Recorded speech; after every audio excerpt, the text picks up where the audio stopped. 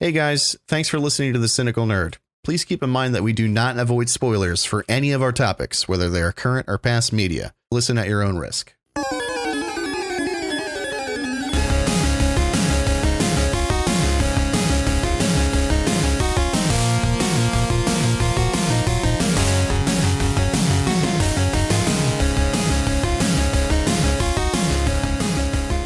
At the end of the Cabinet of Curiosities, Die Hard Man was there, just sort of standing there.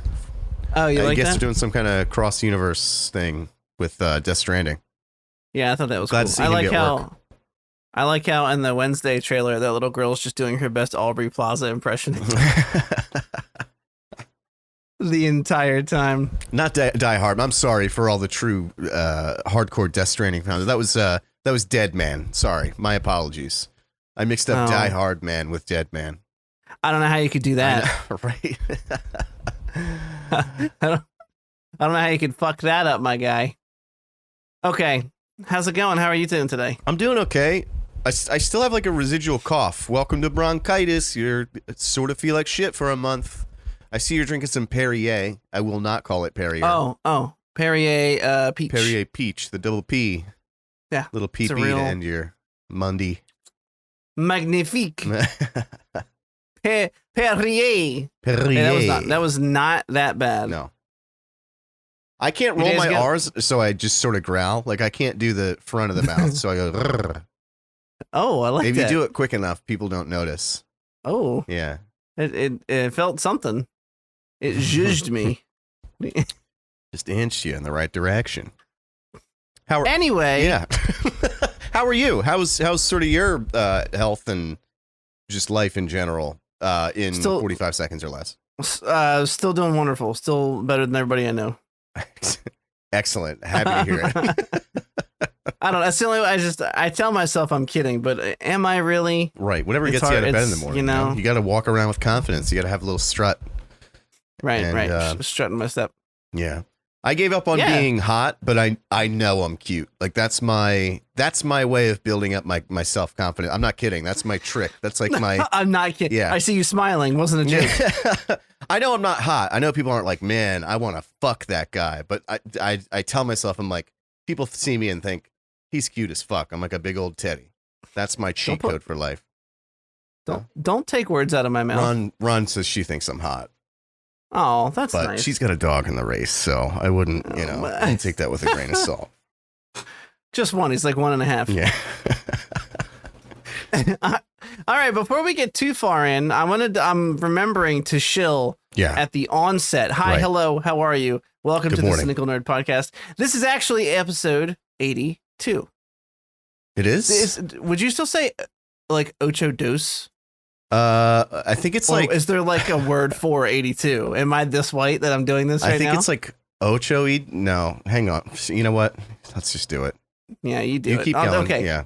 So you can catch us on Facebook at /The Cynical Nerd, Twitter and TikTok at The Cynical Nerd, and hopefully one of these years on Instagram. But it's not looking good. I haven't gotten a response from my boy yet. He only wanted to grant me one wish. He was a bad genie. Yeah. But the one wish he gave us was the Twitter handle, so I'm not mad about it. Yeah, still happy about that. 82, by the way. Oh, that you a half chub. So we have all those things. You can follow us on all of those things. We're going to be having some fun stuff coming up soon. We're going to be opening up a merch store soon. Mm-hmm. I have the beginnings of that moving along. I got a couple of designs. Mm-hmm. The problem is I'd love to put some of our thumbnails as t-shirt designs too, but we have so many. Yeah. I feel like one of the classics was Cad Bane looking through the glory hole with the names of all the gray hairs. I feel like that's one of the better ones. And there's ones. Enough of him missing that I feel like you couldn't get hit with a copyright, like cease and desist. Right. It's just a red eye. A lot of characters have them. Yeah, it's true. Well, Cad Bane, I meant Vlad Spain. So merchandise will be going up soon. Of course, we'll tweet about it because we want you to buy things and put money in our pockets that we'll spend on. But we'll spend it on the podcast, I promise. Yeah, I won't. Mine will be on drugs, but continue. Drugs for the podcast. Just kidding. Haven't had a beer in like 2.5 weeks at this point. Same. I think you have like 3 days on me. Mine wasn't like yours was out of sheer willpower because you're a good person. Mine was because I got sick and had to be on antibiotics. And I was like, I wanted to get fucked up the last weekend of September, but now I can't. So.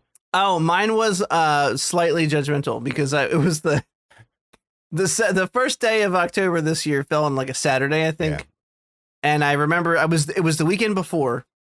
And it was Sunday, and I was like, well, I'm just going to stop now because something inside of me feels icky about being like, oh, but Friday night I can get fucked up because it'll be right before. And I was like, why do if I'm going to go a month without it, I'm just going to prove to myself that the extra week isn't going to fucking hurt me, you know? That's what I mean. That's me mentally. You're a good fella for that. I fully was like, I'm going to get fucked up on September 30th. Like that was my plan. I wanted to get super drunk. But it just, you get sick, you're on the antibiotics, and, that choice just gets taken from you sometimes. Antibiotics. Yeah. I truncated that by taking one fucking syllable off a, 19-syllable word. I liked it. Yeah. I'm going to add it to my vocab. I shortened that. Your vocabulary? Yeah, I did fuck that joke up, didn't I? All right, let's get into the shit. We got stuff to talk about. We actually have a decent amount of news. Mm-hmm. Nothing crazy. It's like a nice round number. It's right in the middle. And we also have a couple main topics for next week. I think next week's going to be more of a horror focus. Mm-hmm. We do have Werewolf by Night this week to talk about, which is Marvel related, and that's why we chose it this week because it just came out. Next week, we're going to do the Hulu Hellraiser show and Speak No Evil. Wait, Hellraiser was a show? I thought it was a movie. It is in fact a motion picture. Okay. I don't know why I said that because I've stared at Hellraiser several times and in fact do know that is a feature length film. Right. Unlike Werewolf by Night, which was like 50 some odd minutes for whatever reason. Sort of a long episode more than a short movie. But we'll talk about that in a bit. So the news we have this week isn't there's a couple interesting tidbits here and there. Nothing crazy. Oh, except for the fact that Blizzard had an absolutely horrible launch of Overwatch 2. Yeah. And I know that's halfway through the news that I have, but I'm going right to it because it's right. So whatever he's talking about right now. If anybody follows Video Game Donkey on YouTube, he released a blisteringly wonderful review of Overwatch 2. Which was just him sitting in the loading screens before you get to the menus. Yeah. I haven't even installed it. Me neither. We talked about playing it just because it's free to play, but I just, and I know you still said you were going to last I checked in. I just haven't, every time I think about it, I'm like, yeah, I could. But I'd rather play something else. That's the second. It's not like I don't want to, I want to try it out. I have heard once you get into a match, it's pretty fun. It's pretty well done. But it's just another game always wins over. I think that's why I haven't done it yet. Plus they want my phone number. That's just a data breach waiting to happen. That just feels weird. Oh, I was going to change my Blizzard password today because the authenticator said someone tried to log into my account from the United Kingdom. The Brits. And that's not really cool, in it. Sorry. It's not right. Anyway, I was trying to think of a funny retort to that. That was my drawn out laughter. I was like, maybe I could say that he's going to have a right wank on the account. And then I was like, this is all just offensive to somebody out there. It's okay when it's against British people, though, I think. I'm pretty sure that's the rule. Because they're subhuman, They're right? so easy to make fun of. They really they make it effortless. Mm-hmm. I agree. We're both kidding. Overwatch 2. Well, not only did Overwatch 2 have a really shit launch with huge queues, but they were being attacked. They were being DDoSed, probably by some angry Overwatch 1 players who lost all their progress. And by all accounts, again, I haven't played it. We haven't played it together or apart solo. Yeah. But by all accounts, it looks like it was Overwatch 1 with some new heroes and balance changes. And they even used a lot of the same maps over again. Yeah. And I know that it's free to play, so you could be going, Chris, but they're not charging you money. But yeah, I agree. I feel like free to play it's I don't know. Like, if you're going to use the fact that it's free to play to release a suboptimal game, then it's like, okay, just charge me fucking $20 and finish it then. Like, I'd rather, I don't know, that would feel more honest. Yeah, it's just real icky. Yeah. In summation, it's icky. In summation, it's icky. Okay, we're moving on. Moving on to some good news. This is a little what I would like to call a tidbit. Mm-hmm. A crispy bit of tid. The Avengers... we need a segment called Crispy Bits, and it's just news that you run through. Welcome to Crispy Bits. The Avengers Secret Wars film, which I think is going to be Avengers 5 or 6. I don't remember. Kang Dynasty and Secret Wars were both announced as like long-term projects. I believe Kang Dynasty will be wrapping up Phase 5, and Secret Wars would come after that. But anyway, the important bit here, the important crispy bit, is that Secret Wars is tapping a Loki writer, and that's the only reason I brought it up, because we really liked Loki a whole lot. Yeah, Loki was pretty good. There was a stinker in there too, though. Was someone didn't they get a writer from like I think it was Falcon and Winter Soldier? I was like, well, that's not as juicy, is it? Not that I'm aware of, not for this one. Oh. This guy's name is Michael Waldron. Okay. And Michael Waldron wrote Doctor Strange in the Multiverse of Madness, which was... Right, okay, that's what I'm thinking of, okay. Okay, which was decently well received, but it had some detractors. I mean, we didn't find it perfect, but we had fun with it. Yeah. You know, I watched that at home, like, I don't know, 2 months ago or so, like whenever it came out. And you know how I talk, like, a lot of blockbuster movies, like when you're in the theater, are kind of better than they actually are? Like just the bombastic nature of like being surrounded by these huge speakers and big screen.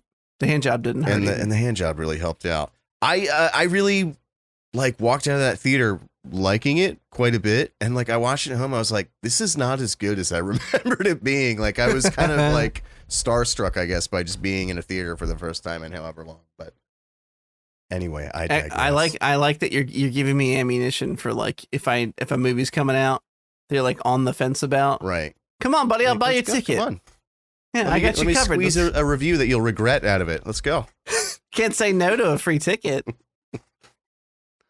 Anyway, that's good news, I think. I like his writing. Hopefully it continues to be good.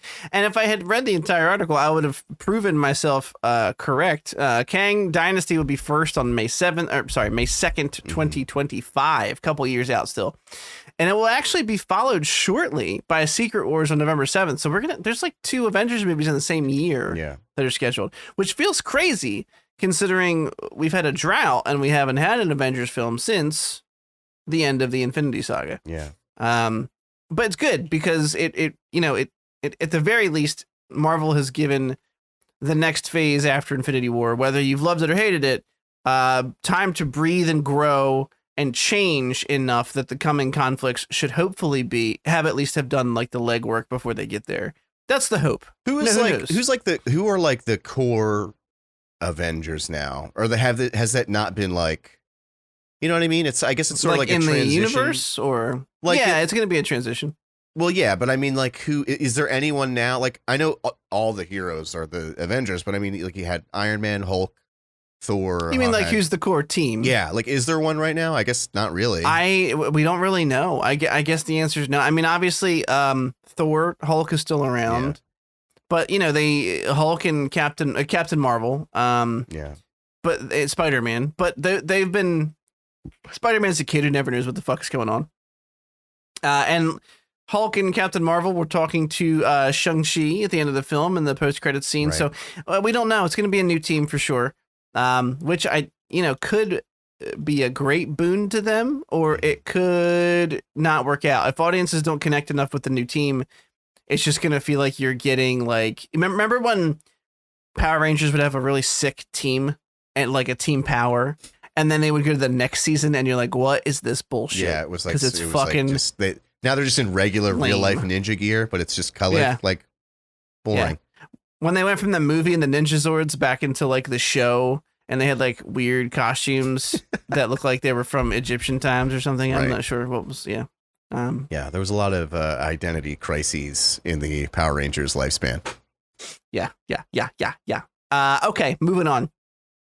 We talked about CD Projekt Red last week, and we get to talk about them again because they did something kind of unprecedented. So they had like an investors earning call. It's pretty common in the industry. What's uncommon is that they not only announced a bunch of new projects, they announced, I wouldn't say worryingly, they announced a tremendous amount of IPs that is uncommon for a studio of their size to announce so far in advance.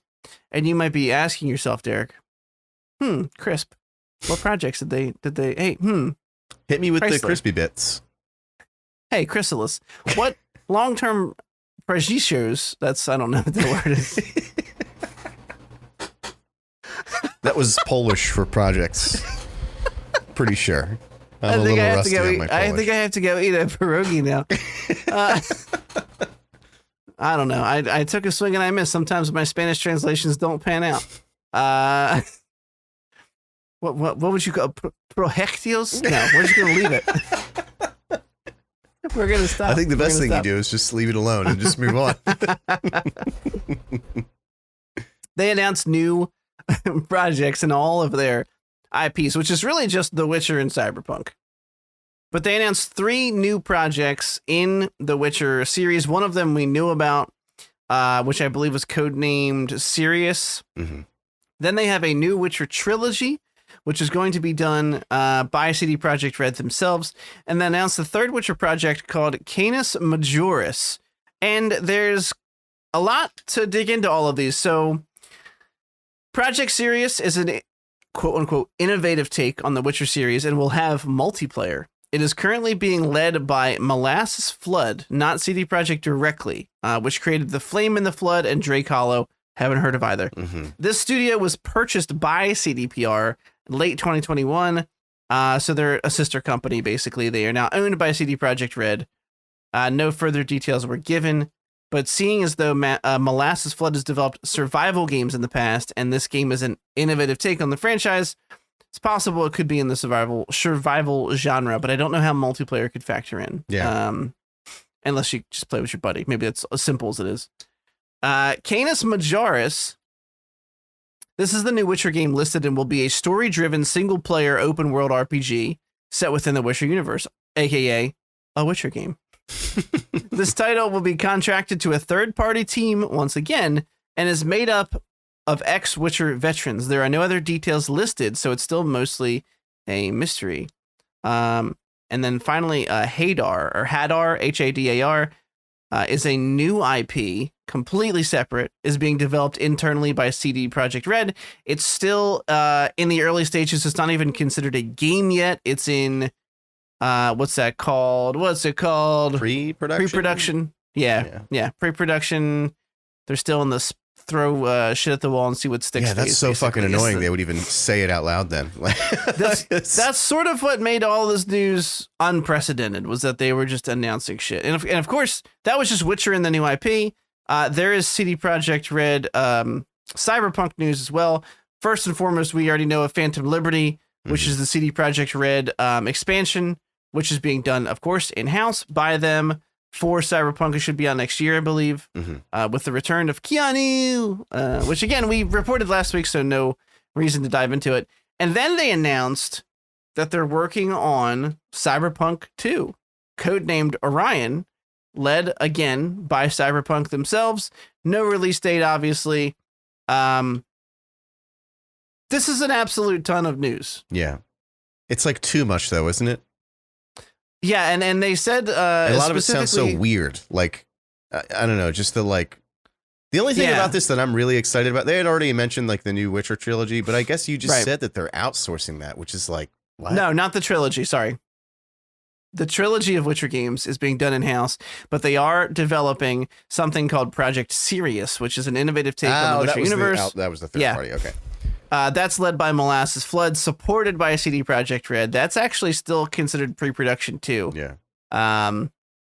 Yeah, and then they had the other one. So there's actually, getting my shit spun around. There's the Witcher Trilogy, which is its own thing on this board. Yeah. So we're talking 3 games right in one little announcement. Then there's Sirius, which is being done by Molasses Flood, and another Witcher project Okay. I got called you. Canis Majoris, which is a, I think I talked about this one first, story-driven single-player open-world RPG, aka Witcher game. Yeah. This is contracted to be the ones that are the studio led by ex-Witcher veterans. Okay. Veterans. Yeah. So just to clarify and be super straightforward about this, a while ago we talked about the Witcher announcement from them, and it was literally I think it was a School of the Wolf announcement. I think it was a School of the Wolf announcement in like a medallion in snow, and that they posted it on Twitter. That's related to Polaris, which is the new Witcher Trilogy. Okay. Being developed by CD Projekt Red.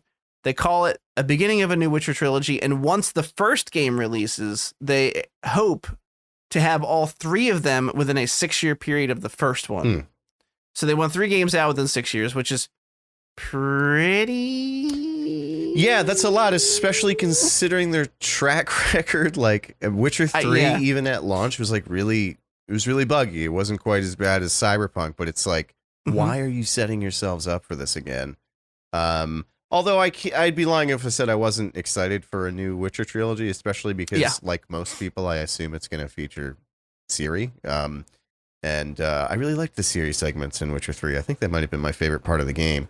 They're pretty cool. And sequel to Cyberpunk, I'm really happy that this like Cyberpunk renaissance is happening because I do think that if you give it a chance and you have a system that can handle it, you really can see it. It was sold as just this hollow, cash grab game, and it's really not. Like a lot of love went into the writing of that game, and just the atmosphere and music and tone and we call that Atmo in the industry. Atmo, lots of Atmo, and it'd be a shame to miss out on it just because it kind of became like, for good reason at first, the cool thing to shit on it, but a lot of it's really been wrapped up. So, I'm happy to see the world be expanded upon. Yeah.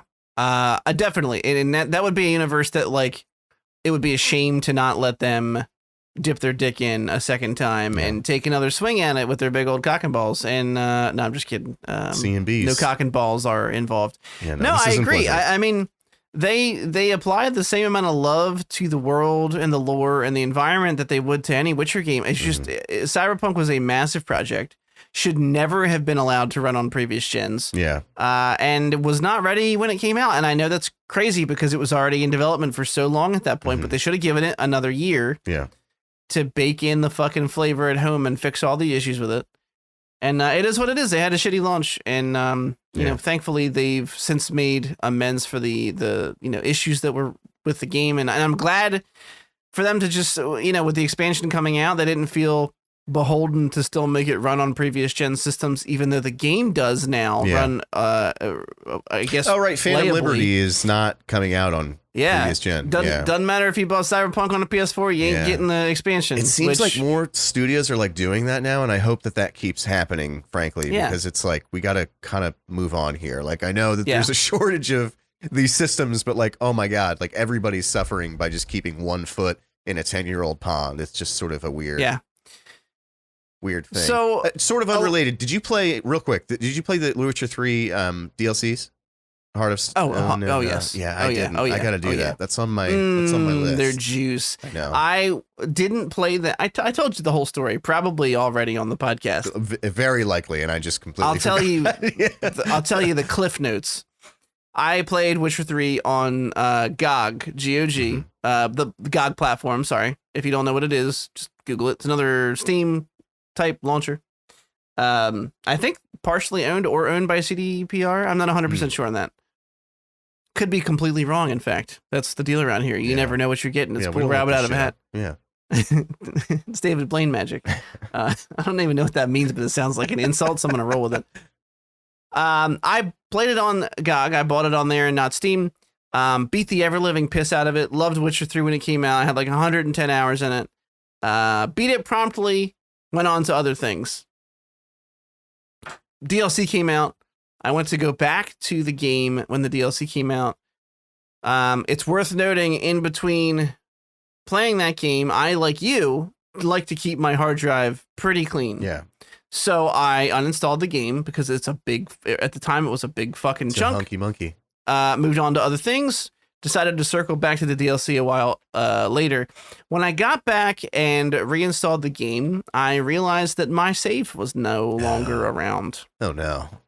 And I found out that GOG has since implemented cloud saving like Steam, but at the time of The Witcher 3's release, it was not yet implemented. It was implemented in the version after I uninstalled The Witcher 3. Right. So when I found that out, I was like, well, fuck that. I'm never going to do that again because it was like 100 something. Lo and behold, last year, I think you and I both replayed. Maybe it was last year. I don't know. Yeah. I'm terrible with time. Sometime in the last 1 to 3 years. I should just start doing that. I went back, replayed Witcher, gave it the whole dick down, did every side quest, did all the shit from the beginning. And then I went straight on through the DLCs, and I loved every minute of it. Yeah. It was fucking wonderful. Veronica played both of them. She said Hearts of Stone is like good, but what's the other one called? Blood and Wine? Blood and Wine. Yeah. She said it's like excellent. It's like its own game, essentially. It is. It's its own. It's all new area. So Heart of Stone is more like an expansion on the existing game. It's they put quests in the existing world. It's a decently long quest line, but that's all it really is. Blood and Wine's literally like a new continent on WoW. It's it's that kind of thing. Very fun. They give you some cool shit to do in Blood and Wine. You get to shit, man. I'm getting in the mood for The Witcher now. I'm sorry. I kind of might have to play through those DLCs pretty soon. Here. Without spoiling anything, you kind of get to like.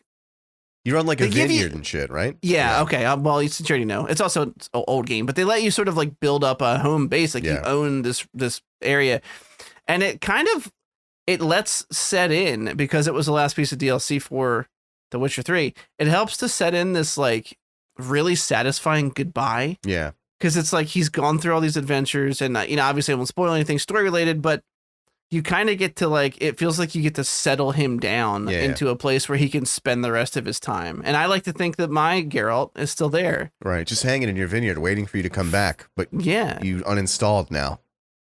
He's all alone. Well, I mean, no, he's fine though. He's in the Steam cloud this time. He won't get yeeted and deleted. Anyway, we were still talking about CDPR. And before we move on, what a long segue that was. We have such ADD storytelling. The way CD Projekt Red hopes to accomplish their ambitious goals is they are moving for the new Witcher Trilogy to Unreal Engine 5. They are no longer using their own engine, which they think will help them. Well, not only they think, it's true. It should help them boost their effectiveness and predictability, let them streamline processes and all that good stuff.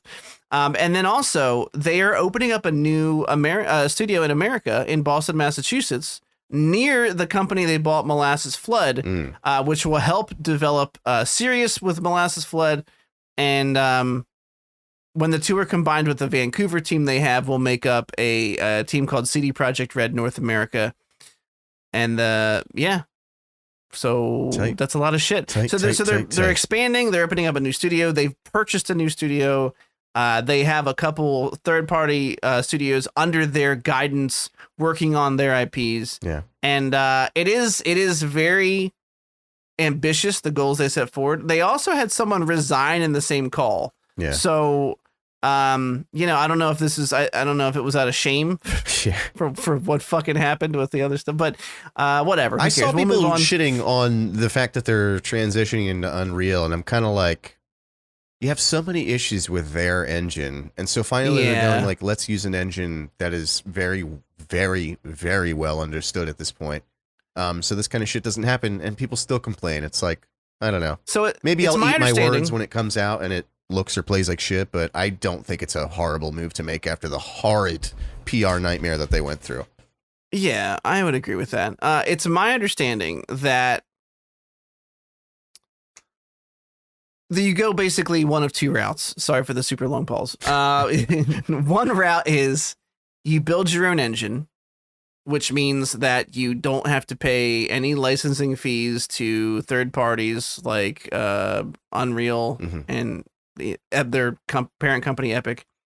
So you make more money. However, you are now straddled with the fact that you have to support your own engine, which means when anything breaks, it's on you.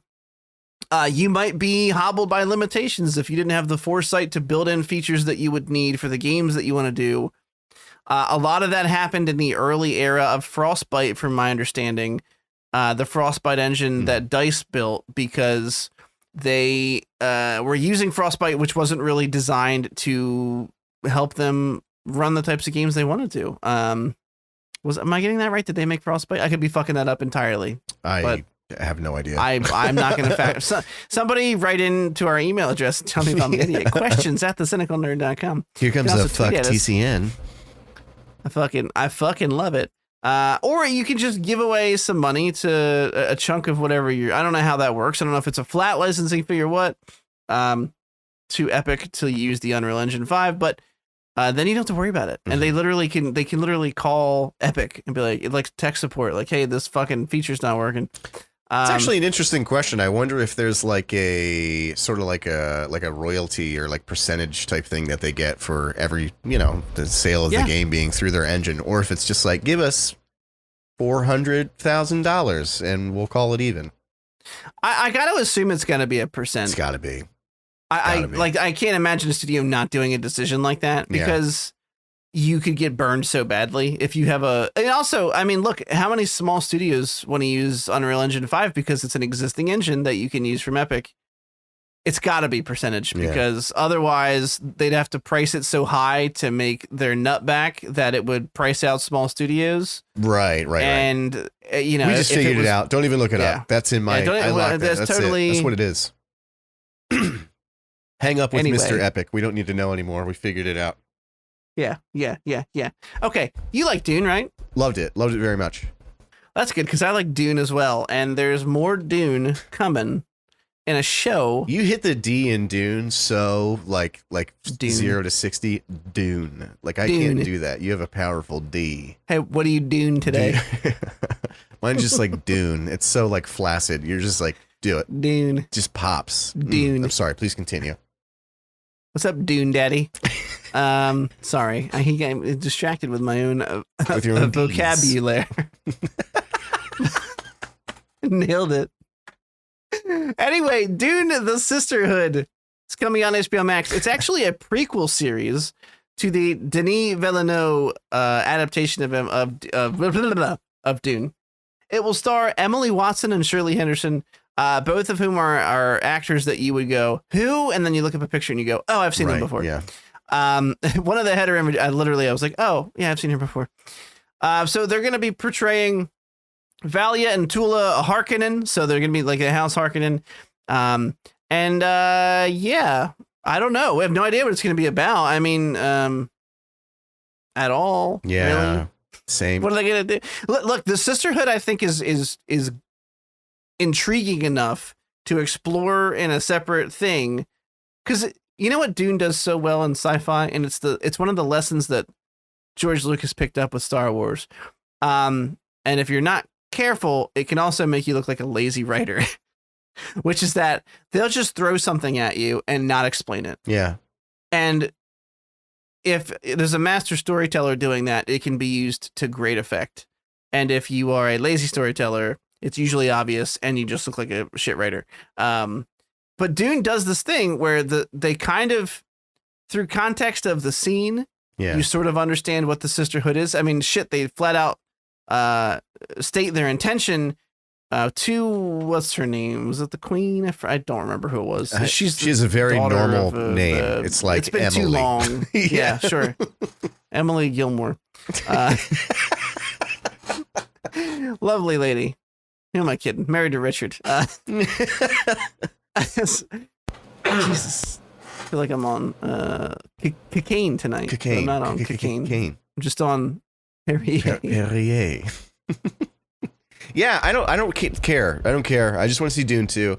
I think, like, to add on to what you're saying, I think that what makes sort of immersive storytelling so good is to not hone in on specific aspects of it. Like, I like that there's so much going on in Dune that you kind of just have to sort of like keep up. It's like taking on a ride, and it's like you'll figure it out as you go. You're not a dummy. And to sort of like slam on the brakes and just go like pinpoint on this one thing. Especially like, I don't know, with it, It's weird to me. There seems to be a theme with this episode where like things are being announced with not enough like so early that there's not enough information to make me see why they would be interesting. Like, oh, this is about the religion that's in Dune. That's it. Yes, Christopher R. Thank you. Thank you, Professor. I appreciate it. I misspoke a little bit, and only because I said I didn't know what it was about. Apparently, if you're a Dune aficionado, Dune heads, they're called. Dune. The Dune boys. We call them the Dune Domes. The gentleman who wrote Dune, Frank Herbert, his son Brian wrote a novel in 2012 called Sisterhood of Dune. This it was sort of the it was about the Sisterhood of Rossack, which was the organization that would eventually become the Bene Gesserit, which was in the Dune films. So yeah, we don't actually know like what's going to happen, if it's going to follow this novel, but you would be able to take a pretty good educated guess and say that it most likely will take the general gist of it. I know that Dune Domes really don't like his son's work. Like that's sort of a common thread amongst them, is that I think he wrote the first 3. His son helped him finish one because he like died most of the way through one, I think. I don't know. But then like everything that's been written since then by his son has just been dookie, is my understanding. Oh. Yeah. So you gotta love sons glomming onto their father's legacy. Christopher Tolkien, you son of a bitch. Gotcha. Glad you're gone. Just kidding. Miss you.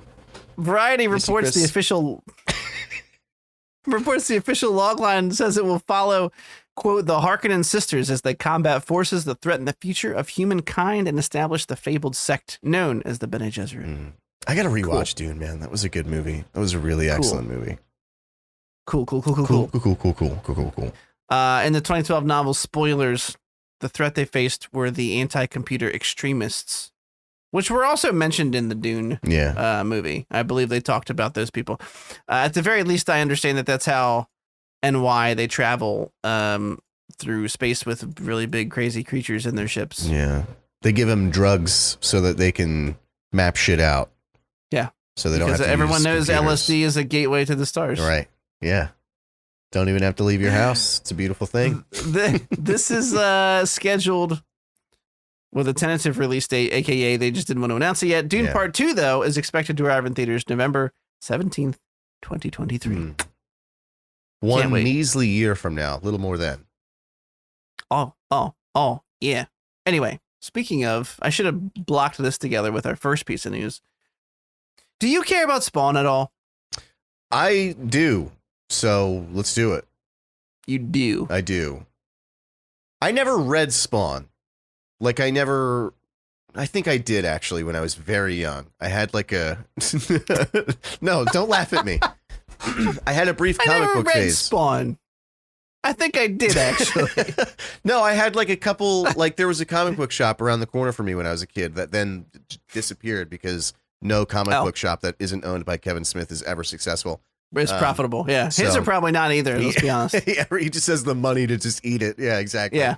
I don't know. I may have, but I remember like the movie came out, the one back in the 90s and people shitting all over it. And I fucking loved that movie. I thought it was so fucking good. So I never understood that. So the fact that they're remaking it and they have this like seemingly really awesome team behind it. Like one of they say it right in the article. This isn't my brilliance coming out or anything, but they took one of the writers from Joker who took a extremely low budget movie, well, relatively low budget movie and R-rated movie and turned it into a $1 billion box office hit. Makes sense why they would bring him on for another R-rated comic book adaptation, or the string of words that I wanted to say quicker adaptation. Than that. So that's all I have to say about it, but I'm hyped for that. I'm hyped and psyched. Tell me your thoughts. You seem conflicted. I mean, Jamie Foxx remains attached to the role. I like Jamie Foxx. Oh, I wasn't aware of that. Jeremy Renner was also attached at one point, but I don't know if he's still involved or not. So Spawn's a weird one for me. If you had asked me in the 90s, or, well, shit, let's be real, the early 2000s, I would have said absolutely, Spawn's badass. Yeah. And just now in 2022, he feels a little dated to me. He feels like he's trying to be edgelord. Yeah, he's an edge master for sure. In a way, he's become the. He used to be like the poster child of the underground kids who read comic books, and we don't read the gritty comic books. And but now he's kind of like how everything works in a cyclical nature. Now he's like the sellout kids who want to seem cool. Yeah. I read Spawn comics, and you probably bought your T-shirt in Hot Topic. Is that still a thing? I sound like an old crotchety man. I don't know. He's got an interesting backstory, and I always liked the like. So just for the people listening, for the folks at home, for the folks at home, if you didn't know this. The character Spawn is a man who died. He was like a military, had a lot of skills. He's basically John Wick for all intents and purposes. Not really, but sure. He's really good with guns, and he was a black ops guy and all that stuff. Mercenary. Had a lovely family though. Died, went to prison for all the people he's moided. Wait, do you mean died and went to hell? Because you said died and went to prison. That'd be same thing. That'd be a weird time to throw someone in prison. He did in fact go to hell. Finally, we got him. Get him in the got jail him, cell. boys. Oh, he just pops into existence in the jail cell. You're like, oh, you died. Yeah, I'm an idiot. But he dies and goes to hell. And as far as I remember, the devil himself is like, hey, I'm going to make you a general, and you're going to help lead my armies as they march over the earth. Mm-hmm. And he's like, no, I don't want to do that. And somehow, unbeknownst to me, he's able to keep those powers and still say no to the guy who gave them to him. Yeah. I don't know why or how that works. You little rascal. Yeah, I'll get you one day. I would have gotten away with it if it wasn't for you kids. I really don't know if someone out there can fill me in on how he's able to just spit in his face and keep the powers. Yeah. But his suit is like a personality. It's not like Venom personality where it talks to him.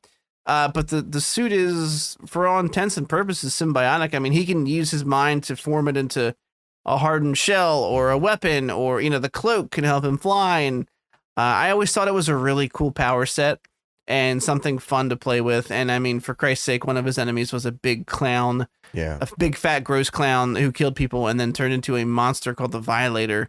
Okay. A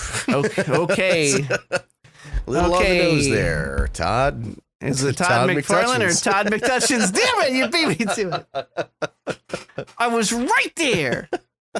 Anyway, that movie's still going forward, and it's going to be R-rated. And who knows? Who knows what's happening? That was a joke like 9 months in the making. That was really, it was excellent.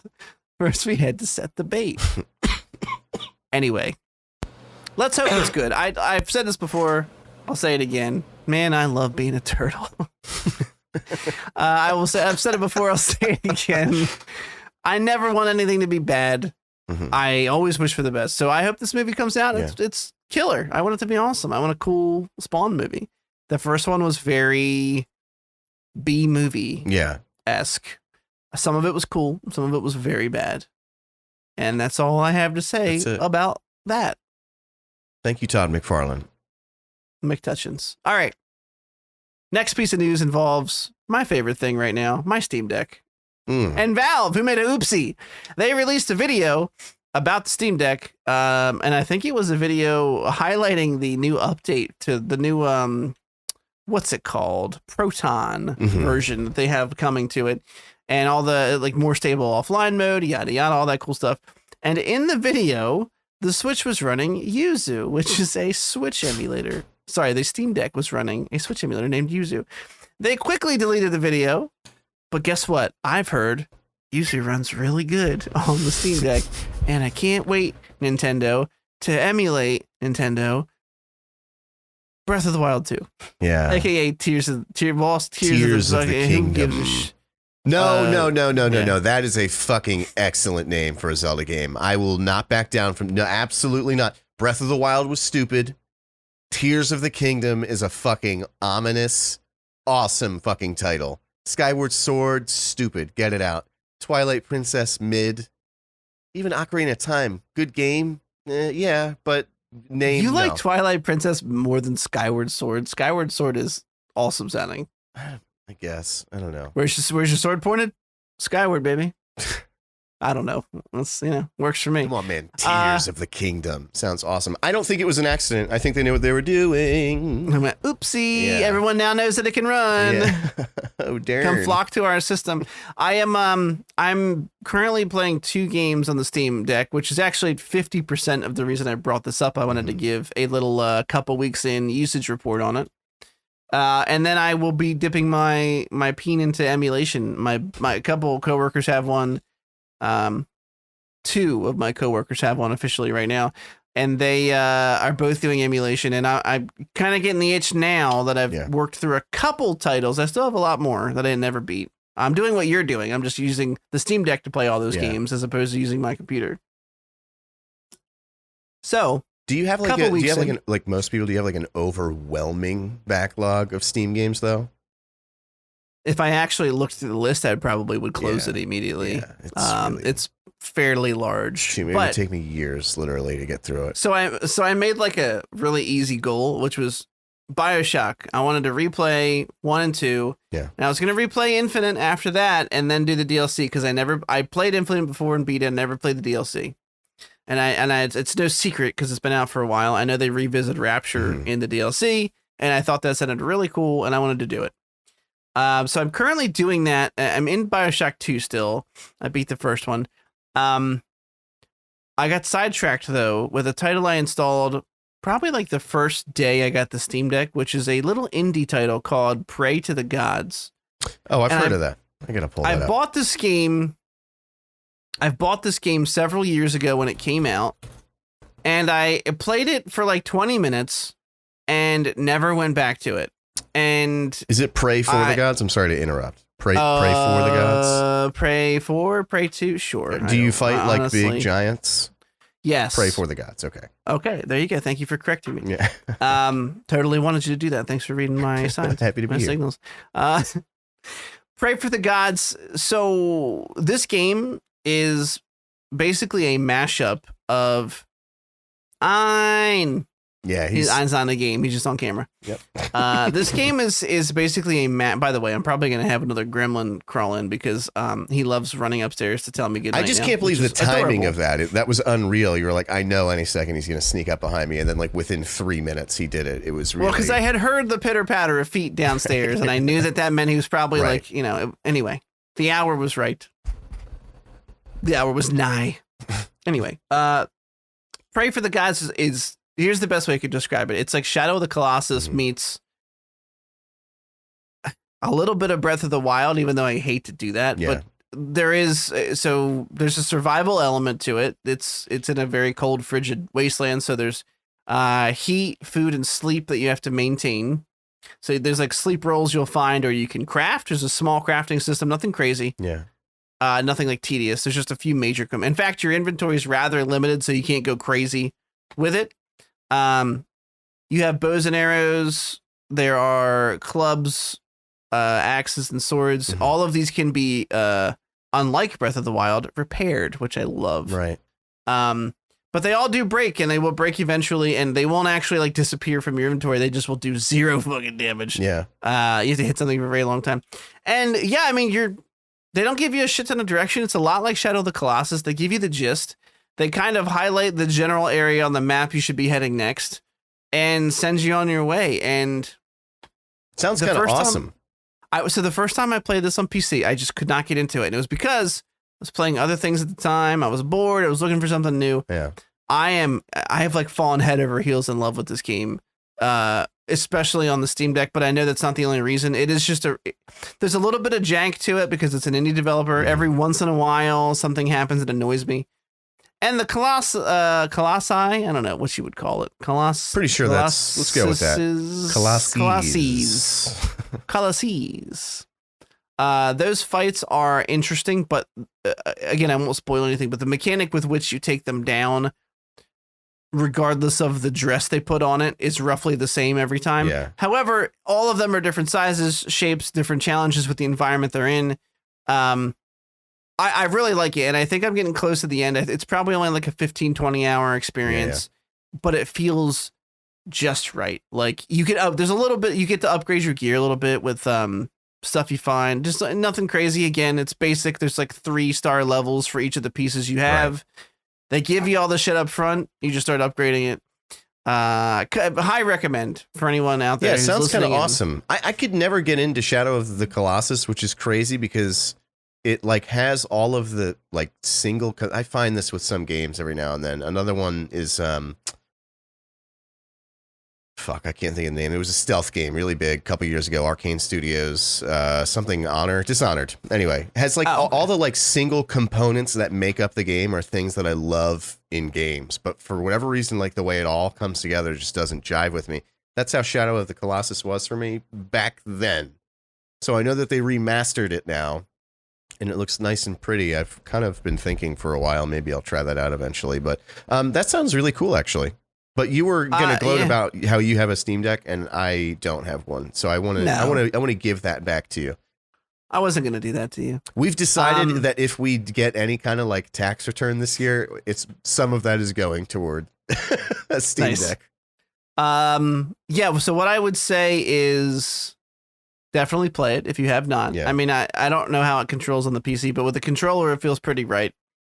And the Steam Deck has been great. I mean, a couple weeks in, I still turn the thing on once a day, at least, to play it for a little bit, whether it's 20 minutes or an hour and a half. Yeah. It kind of depends on what else is going on in life. But I've been forgetting as much as I want to not forget to take it to work with me so I can play on lunch. Right. Instead, I've been listening to a lot of this book that I've been going on about called The Fallen Empire that Derek have you really gotten me to read. Yeah, I'm on chapter I had six, I think. That you stopped listening, and I was like, I want to ask him, but I don't want to make him feel pressured to answer, so I'm just going to assume he stopped listening. Yeah, and since I know you know everything about it, and spoiler alert, boys and girls, the book's been out for quite some time. Where am I at right now? He recruited Vin to his team. He told her that she was a Mistborn. Mm-hmm. He explained his plan to kind of kill the Lord Ruler and steal all of that crazy metal. Eternium. Oh, I can't remember. I know what you're talking about though. Something funky, some kind of special 10th metal that is very rare. That's rumored to be the only way you can kill the Lord Ruler. So she's staying in I think his name was Club's like carpentry place right now. She getting used to the crew. She took a bath for the first time or some shit, or not first time, but a long. Anyway, this is boring. It's I like that book because it reminds me of like a fantasy Star Wars ish, where like a dumb scrub idiot person with potential is taken under the wing of a very skilled person and joins a rebellion, and it has that same kind of like feel to it, like, oh, this insurmountable task, how could we possibly ever do this? Something Brandon Sanderson is really good with in his writing, and like every one of his books is just like up until like the last chapter you're like, how could this possibly be resolved? Where like a lot of other books you start to see that like what they're going to do, they mention stuff and it's sort of glaring and you go, oh, okay, so that's going to come in at the last minute and blah blah blah. He's very good at making you think that everything is just going to end poorly. And sometimes they do end poorly. But anyway, I hope that you'll see. I really do. I really think that you would enjoy.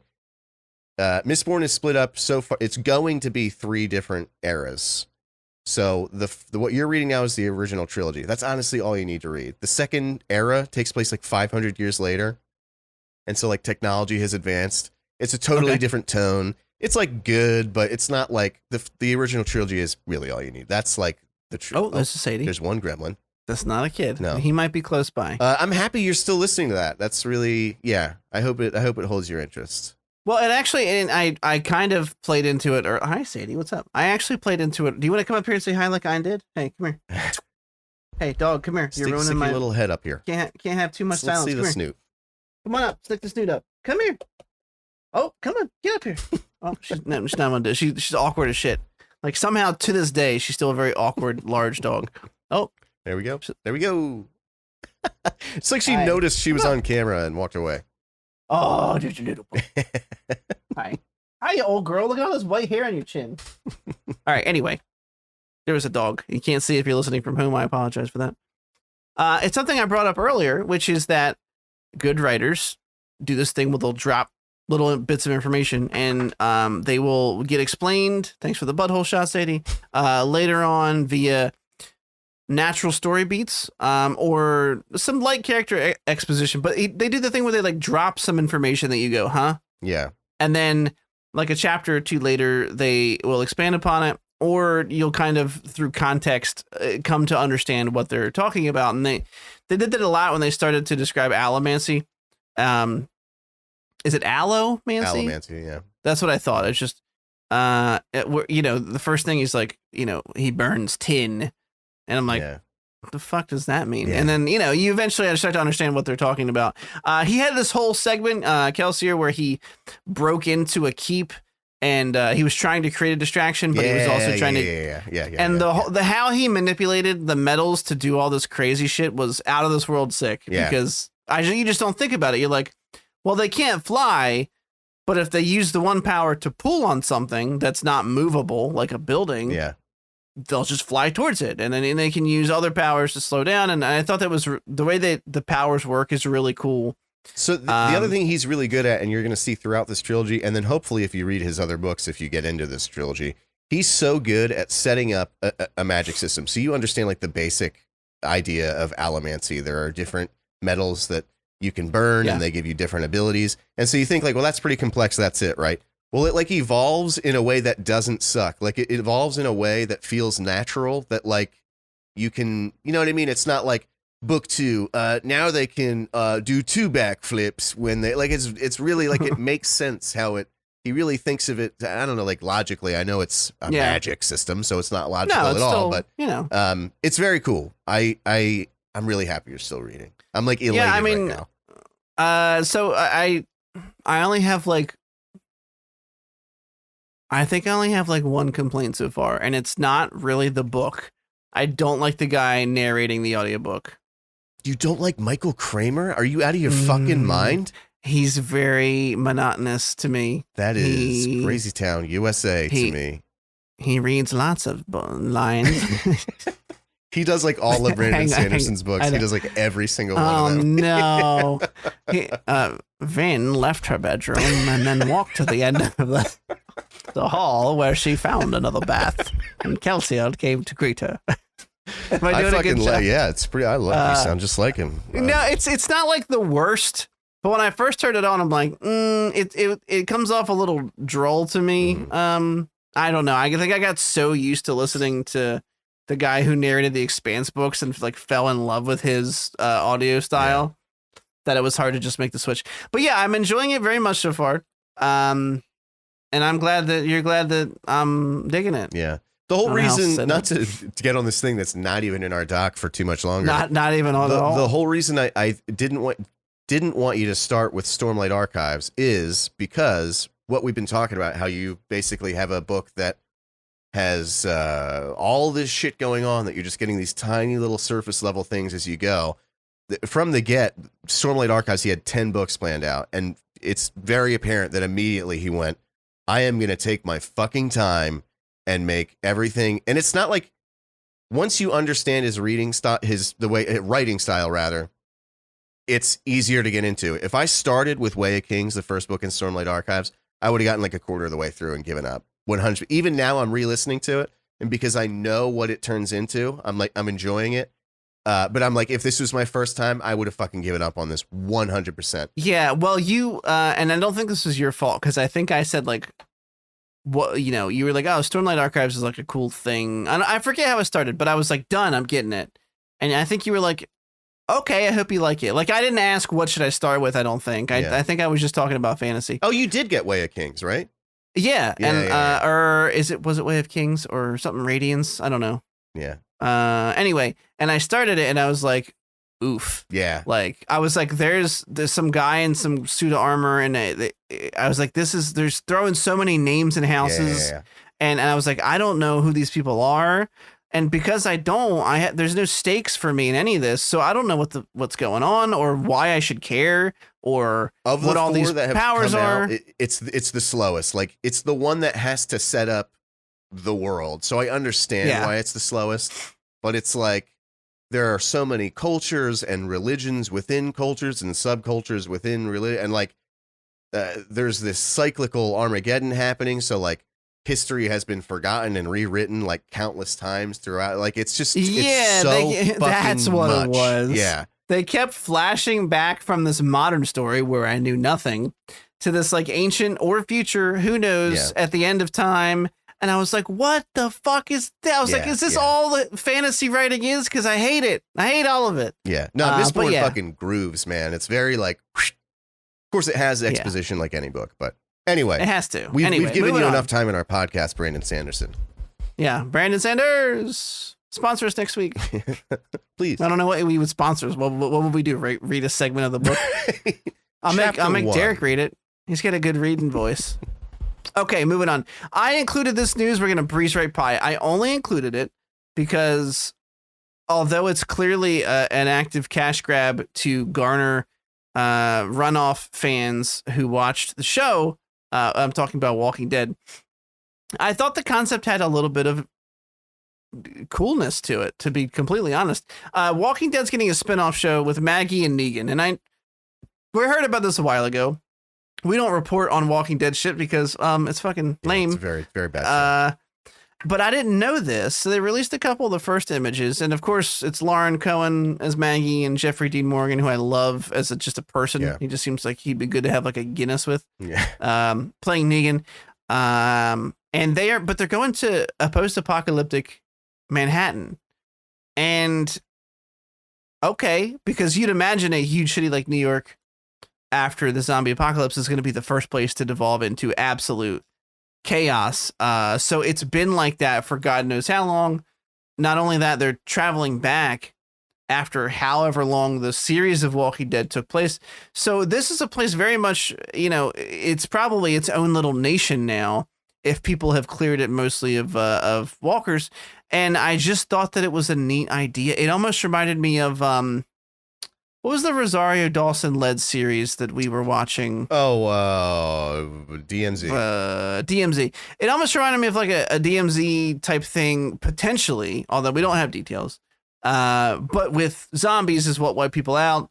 And they're not being like warring. I'm sure there will be plenty of warring factions, I don't know. I went, oh, cool. Like there's a couple pictures of them like in a bar that has like normal lighting on. Because, I don't know if you know this, but at this point in the normal Walking Dead universe, a decent amount of the perks of civilization have started to return. Mm-hmm. People are farming again and, they're in little towns and shit. And I just thought that it might not be as absolute dog shit as I initially branded it, and therefore wanted to bring it to our attention. The only reason I'm swearing it off immediately is because I would feel like I had to watch The Walking Dead in order to watch this, and I just won't do that. I am certain that it has a potential to be good because I remember they did, it might even still be on, I don't know. They did like a companion show called Fear the Walking Dead. Yeah, which was good initially for sure. The first two seasons were like really well written, and then I kind of fell off, and then I heard it got bad anyway, so I'm like glad I fell off. But I remember the first season or two they were good. Like it was just like with the Walking Dead show. The first couple, three. No, I mean I was. I'm gonna be the guy who says the book's better. Hang on, I had to get my hoity-toity accent on. I'm the guy that was reading the Walking Dead graphic novels before the show came out, so I knew what was going to happen. But they deviate enough through the show that by season 3 or book 3, because they basically did a book to a season more or less, or a book to a graphic novel, because they're really just collections of issues. My mute button the just does not work sometimes. I'm sorry. That's okay. It's okay, cutie. They would do like one book to like a season. They started to deviate so much though that by season 3 or 4, there's people who were supposed to have been dead since season 2 and stuff like that. So the show started to fall off because they start to take their own course. And of course, I said of course twice rapidly there. They take things like popular characters in the show into account. So like Daryl, by the way, has been dead for such a long time in the book. Mm-hmm. And they kept his ass around, and they kind of like, they'll combine characters and put a trait of this person in here. And, they do that kind of shuffle where eventually what you want to do with source material that's been greatly received is stick to it, right? You would think Because it's like, hey, dummy, here's a blueprint for how to make the show good, because it worked. Yeah. Anyway, that's my gripe with the show. Did Daryl ever die? Did he die in the show? No, he's still alive. Oh, okay. I just saw an advertisement. Right? Yeah. No. It's like the last season or something. Well, I've heard that like 9 times now, so we'll see. Daryl's only coming back for one more season. And also all the Comic-Con conventions afterwards. Yeah. Whatever, dude. Cling to that paycheck. Make your money, boy. Make your money. I'm excited about this next one. Veronica and I have been talking about this. Just edging each other verbally. Edging about the Man of Super. Listen, Black Adam comes out soon, October 21st, I believe. It's actually quite soon. Yeah. And there have been rumors a-swirling on the internet. And they got to a point where it was hard for me to ignore them because some fairly reputable sources have been shouting from the rooftops that Dwayne Johnson, he's known to love Henry Cavill. They're good friends. And very early on, when Henry was still playing Superman in films, and they had already announced Black Adam, because remember, that's been in development for a while now. Mm-hmm. He talked about maybe the only other person who could fight him was Henry Cavill's Superman, or who could beat him, and that he would always say he wanted to fight him. And then all the weird shit happened behind the scenes, and things look like they might be falling through. But there's a report that's been circulating that not only is Henry Cavill going to have a cameo of some sort in Black Adam in his classic red and blue suit again, and that Dwayne Johnson fought for him to be in it, but that he fought so hard for Henry Cavill that new contracts have been signed, and there's a new Superman movie that's going to be coming out. And all of those things makes me very happy. Yeah, me too. That's all I got. I had read within the same vein that there are talks that the Snyderverse might be restored. I think that the signs are there. I mean, like they brought Affleck back. Veronica was saying she had read something about like people seeing Cavill in LA with like the Superman-esque hair. I mean, his hair already is kind of Superman-esque, but I don't know. I'm again, like we said this like a couple of months ago. I am choosing to believe on this because I really like to believe. Yeah, who's going to follow fucking Henry Cavill as Superman? I mean, honestly, like how it's going to be like Leto following Ledger. Like it's just going to be, there's no way he's going to be anything but poorly received, whoever it is. So I hope they just do the right thing and put that big hunk back in those tights. Veronica brought up an interesting question. She thinks that Dwayne "The Rock" Johnson is still significantly larger than Henry Cavill. Do you agree or disagree? I think he is bigger than Henry, but Henry's he's gotten so big lately, though. Yeah. I feel like he's catching up to him. This is now a muscle appreciation podcast. We're going to talk about men's bodies and their big old muscles. Only men's bodies and steroids. Purely men's bodies. So so it's during a recent episode of the Marvel Vision podcast, which I do not listen to. I apologize. Former editor-in-chief of Birth Movies Death, Devin Faraci. Sorry, I'm butchering your last name. Mm-hmm. Sorry, Dev. But anyway, he's been known to drop inside news before, as he is a critic who gets invited to lots of things. He revealed that not only is Cavill set to return as Superman in the film, but that it's because of Dwayne Johnson fighting so hard, which we covered. His quote is, "Yeah, it's not like specific. It's all behind the scenes stuff that I thought was fascinating, which is the reason why Henry Cavill has returned as Superman and Black Adam. It's because The Rock demanded it. He went hard, full court press on Warner Brothers and made them go to Henry, and they had to sign a new deal with Henry, including saying they would develop a new Superman film because The Rock insisted." On top of that, there is a noted Twitter handle that goes by Viewer Anon, who's also, I mean, it sounds it sounds like we're reporting on fucking Q theories here, but this person has also been known to drop some true inside scoops for the Warner Brothers DC universe. And he put a tweet up October 6th that said, "I don't want to step on anyone's toes. These aren't my scoops to make. But I think Henry Cavill fans are going to be happy moving forward with DC films. It seems like the bridge between Warner Brothers and Cavill has been crossed, and it's not just a Black Adam scene, which lends further proof to the movie idea." So I feel like we have to go see Black Adam, right? Is that what we're building up to here? Is that what we're? I mentioned summoning? it to you a while back, and it seemed like you might be on the fence about it. I'm not anymore. I'm not on the fence. Let's do it. When does it come out? Like soon, like a couple weeks. I gotta be honest with you. If we go, it's like a fruit fly, and I'm gonna murder it with my mind. If we go and Cavill shows up, I don't think that it would be Tobey Maguire level of excitement. Yeah. And when we saw, I would audibly make a sound like. Yeah. You know, like a come. That's why. Just a low. Other people around us are like yelling out and whooping, and we're just going. Sorry, choking on my lemon water. You know what sucks is I would like actually stay for the post-credit scene there. I don't know if DC even does those, honestly. I never stay. I feel like that's sometimes they do. The most like just weirdest behavior in the world. Just watch it on YouTube later. And I would sit there like a cuck through the entire credits just on the chance that Henry would show up. Like a big old cook. Social media embargo for Black Adam lifts on October 12th, so we're going to start hearing thoughts, at least general thoughts, in a couple days here, 2 days from when we're recording this. Anyway, cool. I hope that's true. Again, like you, I choose to believe. This is my new religion, is Henry Cavill coming back as Superman. Cavillism. Okay, finally moving on to trailers. We're going to skim through these to get to our main topics. This one, we've talked about previously. This is Guillermo del Toro, Cabinet of Curiosities. We've talked about this before. There was a sort of like a making of behind the scenes. It wasn't really a trailer. And they've dropped the official trailer now. It's a full on 2-minute and 24-second boyo. The actual show comes out October 25th, so it's right around the corner. I'm just going to blurt this out. I'm going to put it right out on Front Street. I really like this trailer. I thought it was really cool.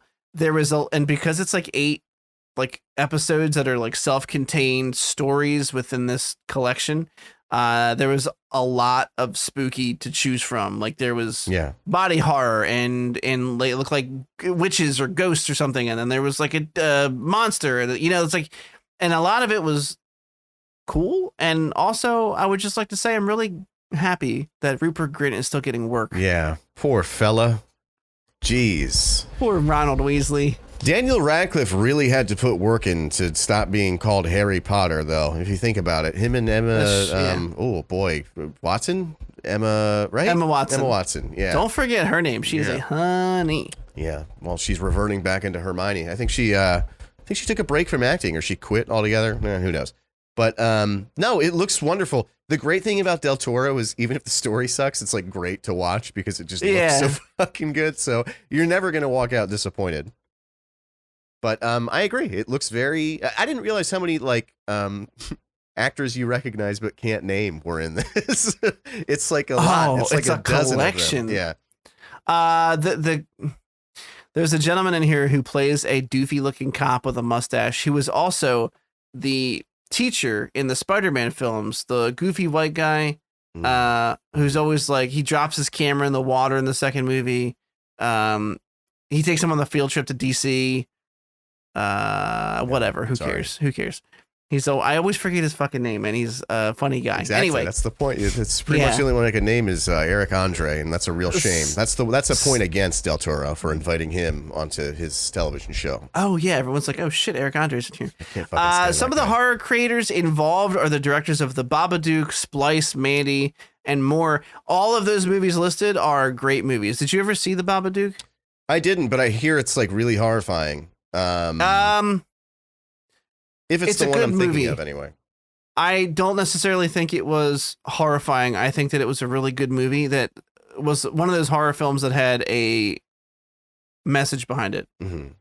Or at least like an analog to a real world. It's a great movie. Splice was just creepy. Yeah, that made me feel dirty. Like I had to wash my back. That gave me a confused boner. Yeah. I think it was certainly its goal. And like a shame one after that. A boner that you're not proud of, audience. I'm going to make you double think your life choices with this half chub. All right, moving on. Go watch Splice. Just don't watch it around your parents. Yeah, no. Moving on to the next trailer. It's actually a video game, and we're going to jump right past this. But Dead Space released official gameplay. It underwhelming for me.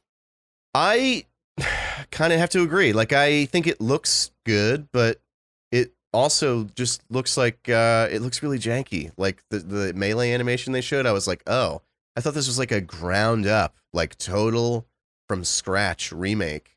And it's really just a reskin. It's a pretty reskin, but some of those animations looked really bad.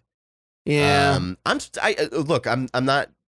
I loved the first 2 Dead Space games. I'm gonna play this, but I was a little like, I don't know. Some of that stuff just looked a little rough. Our friend and former co-host here, Scoot the Boot, aka Scooter McNeilson, aka Scott, aka Six Demon Teabag, aka host of the Permadeath podcast, formerly known as Werewolf with an E on the end. Yeah. I hadn't talked to him about this beyond sending him a link to the clip, but I think he came to the same conclusion that we did. I think I saw something he posted where he was like, you know what, it's kind of not really doing it for me that much. And some of the animations look like they're like either locked at 30 or like sub 30. Yeah. Like it just didn't look good. And I was like, why would you release this, my boys? Well, so I saw it's interesting. I had seen people apparently have modded the first one to like look as good as this remake anyway. And apparently Scoot's replaying the original right now. And he's like, this game is still amazing. And it's kind of like, all right, why is this remake happening? And why am I absolutely going to pay $70 for it? But there's lots of fog in there and some of it looks really nice. Apparently they did like, fuck man, I was just reading about it. There is stuff with the gameplay they changed. Like they made stuff better, smoother. I think like some of the zero grav segments they made not suck ass and nuts at the same time. Maybe just ass. Yeah, just ass. Just we only have to deal with one. But again, I'm gonna play it. I was so fucking blindsided by Dead Space when it came out. I bought it when I was drunk in a Walmart at like 2 a.m. when I was like 19. Just went home, played it, loved it. I had never even heard anything about it. It was oh wow, you stumbled into a gem there. Yeah. So it has a special place in my little heart. 1 and 2 are both wonderful games. Yeah. I do want to play 3 eventually, but I don't know. Felt a little Gears of War-y to me. It did. It felt more action adventure. I have heard from some people that is mostly the intro and that it returns a little more to the horror side of things. I didn't play more than like an hour into the game, so I don't know. Baby, that's prime TCN YouTube content right there. That's a co-op game. It is a co-op, baby. We could do that. This fabled TCN YouTube we keep talking about doing and never do anything. Oh, so what about Cuphead? Well, we'll get to it. I'm playing WoW tonight, so yeah, we're back. We did all of our stuff for the vault tomorrow. Okay, so next trailer is a silly one, and I don't. I'm just gonna apologize. This is Violent Night. Their boy David Harbour is starring in a, I don't know, Santa Claus, John Wick mashup, Die Hard, maybe Santa Claus mashup, into theaters December 2nd. And it looks like he stumbles into a house that's being robbed and the family's hostage and kills them. He looks like he takes them out, various means. David Harbour is a gem and I love him. And I feel like he seems like a really cool down to earth guy. This just feels like a silly movie that they know it's ridiculous and they're just trying to have fun with it. But I gotta say, it's a little too much. It's a little too much. Reusing popular Christmas sayings to try and be badass lines is a tough sell for me. Didn't we watch a badass Santa movie last Christmas for the pod? It was like Mel Gibson. Am I making that is that a fever dream? We did. Yeah, and it was like not good, right? Walter Goggins was in it. Yeah. What the fuck was it called? It was like Red Christmas. No idea. Sure, that sounds right. You made it up. I just love David Harbour because he's a fat action star. It gives me hope that maybe it was called Fat Man. Was it called Fat Man? Yeah. Oh man, that's so much worse than what I said. Mine was cooler. Yep. Yeah, you know what? Like this is I'm not gonna pretend I'm better than it though. Like it is too much. It's corny, but like it's gonna be in theaters this December, so I'm not watching it this holiday season. But next, when I can stream that shit, absolutely. Boring Sunday, throw that shit on. chef's kiss, baby. Yeah. But this feels like the end of his career a little bit. Like, it's always like there's like a rise and then a stupid movie like this that they think will make enough people go, oh, but it never does. And then their career just goes like that afterwards. It is weird because David Harbour's not in that phase of his career. In fact, he's going to be in that Thunderbolts movie for Marvel as Red Guardian again. Oh, right. My man's still churning and burning and working. And he's going to be back in Stranger Things, of course, season 5 when it comes out. He has a great beard. He has a really excellent beard. As an example of the atrocity that I mentioned earlier, he says Santa Claus is coming to town, and he says it in a way in which he thinks it will be intimidating to somebody. And it is really painful. Yeah. However, this is from I think it's the director or the producer of Nobody and Bullet Train. And I think I mentioned this to you last week. We watched Bullet Train at work, and I really liked it. I have to watch it. It was a very fun movie. It felt like Kiss Kiss Bang Bang / Lock, Stock, Two Smoking. Like it was very fun. It was exactly like the trailer sold it to us, by the way. Yeah. And I think you're going to like it a lot. It's on the Plex, by the way. By the way. Next up. Last trailer on the docket. Wednesday. Well, hang on. You skipped a really important one, actually. You skipped a real blockbuster. No, I didn't. A real winner. I must have a movie. I must have closed it because my brain didn't want to talk about it. Yeah, you just gapped it. It was in your blind spot intentionally. And that trailer is for the much anticipated movie that everybody asked for, and that's the Super Mario Brothers movie. And not only that, they fan casted the voice actor for it. It's who everyone wanted. Yeah. None other than white generic actor Chris Pratt. Yeah, who doesn't do any kind of voice whatsoever. Like, everybody thought it was going to be an offensive Italian stereotype, but just doing his normal voice is just so much more offensive than going, "It's a me, a Mario with the pizza." He could have done that, and it would have been so much better. Yeah. It looks really bad. It looks really stupid. I mean, I legitimately almost choked on that, which is why I went serious face first. I don't know if you were watching, but I was like, because of the pizza part. That's what got me. I just want you to know. The voice itself, 9 out of 10. The pizza reference, because Italians. For the time being, it's still okay to be racist towards Italians. There's definitely an expiration date on that. I'm going to say within 6 years. So I'm just getting I'm not it in racist. My wife's half Italian. Right. Woo! All right. I have immunity. I have my card in my wallet. Yeah, it's not good, and the internet's been upset. I put out a tweet that I was gonna rant about it, and I don't hold grudges long enough to rant about it. Yeah. I'm not gonna see it, and I hope that none of you do. And they're taking his butt away as well as his voice. Yeah. And we should all be up in arms about this. Yeah, miss those cheeks. How else is he gonna jump up, do a flip, and slam down on a fucking question mark? I know. You know, like it's not. He doesn't have the ass power anymore. Yeah, you need that BP butt power, baby. Jack Black. I know this is what everybody is saying, and this is the internet agrees that Jack Black as Bowser was pretty good. I mean, he totally kind of nailed it, which is to be expected of Jack Black. And I feel like I saw Jack Black a post about him. I said it too many times in a row. I won't say to JB from now on. A post about how Bowser has an unexpected musical side or something. And I can see that JB is 100% aware that everybody hates Chris Pratt and is like, guys, I am going to do my best to save this movie with my Bowser performance. Please come see it. And I want to do it for you, Jack, but I just can't bring myself to. I'm sorry, buddy. I love you. I really do. I love you. I love KG and I love Jables, but I can't. Can't summon the. I love Jablinski Gaming. Yeah. I just watched a video of him recently doing the do a kickflip thing. Right. And he had a bunch of custom Tenacious D skateboards. He was driving around LA.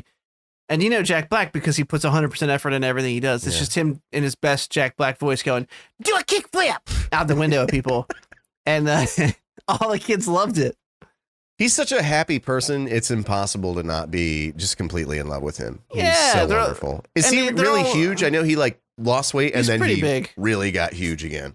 I think the fatter he is, the more lovable he is, though. So Yeah, you can tell it's taxing on him. I mean, it's taxing on all of our bodies, which is why Derek and I are currently losing weight. Yeah, you're looking skinny, bud. I got to tell you, I'm not just inflating your ego. You're looking thin, looking good. You got a little less down here. You know what I mean? It's more of a defined, sharpened, angular chin that you've got going on, jawline. I'm liking it. I'll send you a nude later. Yeah, please do.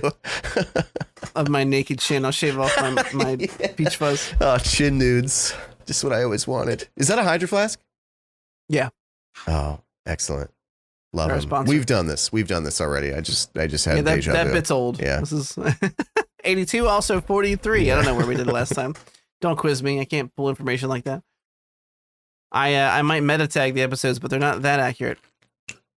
This episode did a Hydro Flask commentary. Okay. Last but not least for the trailers, Wednesday Addams.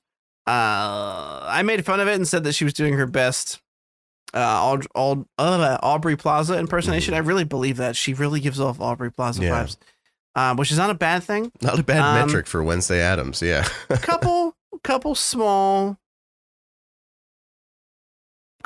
notes here. What's the guy's name who's playing Uncle Fester?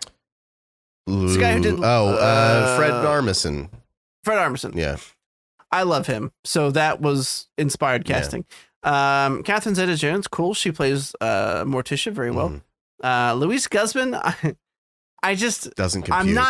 I'm not. Doesn't it's not compute. Working for me. And that's I love that guy. Yeah. But Same. but no, not for this. Yeah. I agree. He looks like he's parodying the real person. Yeah. Like he looks like a failed clone of who the real person should be. Gwendolyn Christie's in this, of course. Christina, the honey that is Christina Ricci, cameos in this. She's actually in the trailer towards the end. Is she? Did I miss that somehow? That's insane. I gotta watch it. You must have 2 minutes and 8 seconds, roughly. Just pull the timestamp. I'm just gonna 2:08. You can keep talking while I do this. You know what I mean? So it's Don't say me, she Jeopardy. is. She's there. God, she just looks excellent no matter what she's doing. Yeah, hit play and let like a couple seconds just to tingle your jingles. Tingle your dingles. Consider my dingles tingle. A cup of the balls. Anyway, I don't know. This is supposed to be about Wednesday Addams going to Nevermore Academy and unraveling some kind of mystery. She mentions that there's like a secret society here. I have not yet decided if I care about this. Yeah. It's wait and see for me 100%. Yeah, that's exactly where I feel like I am with this. Yeah, there's enough. Again, it's kind of like the Del Toro thing. Like it looks like it's well made, like well produced. Yeah, of course. And so that enough makes you go like, I should watch an episode or two. But like nothing about the premise or like casting is like, oh my God, I can't wait. Right. So there's enough there that I'm interested, but I'm not like psyched for it or anything. Yeah. Yeah. Oh my God. She's Aubrey Plaza Jr. I swear to Christ, this girl. Anyway. She is a good actress, and I'm glad that she's getting like a lot of work lately. And that's the end of the sentence. Sometimes you think you have like a second thing that you're segueing into, but and then that's it. All right, cool. Because we're gonna rocket our asses into main topics. Well, how would you like to do this? We're gonna cover Android, Andor episode 4 and 5, so which is basically to current. Right. House of the Dragon up to current episode. Werewolf by Night. Then I have some very brief thoughts on Daredevil's appearance in She-Hulk.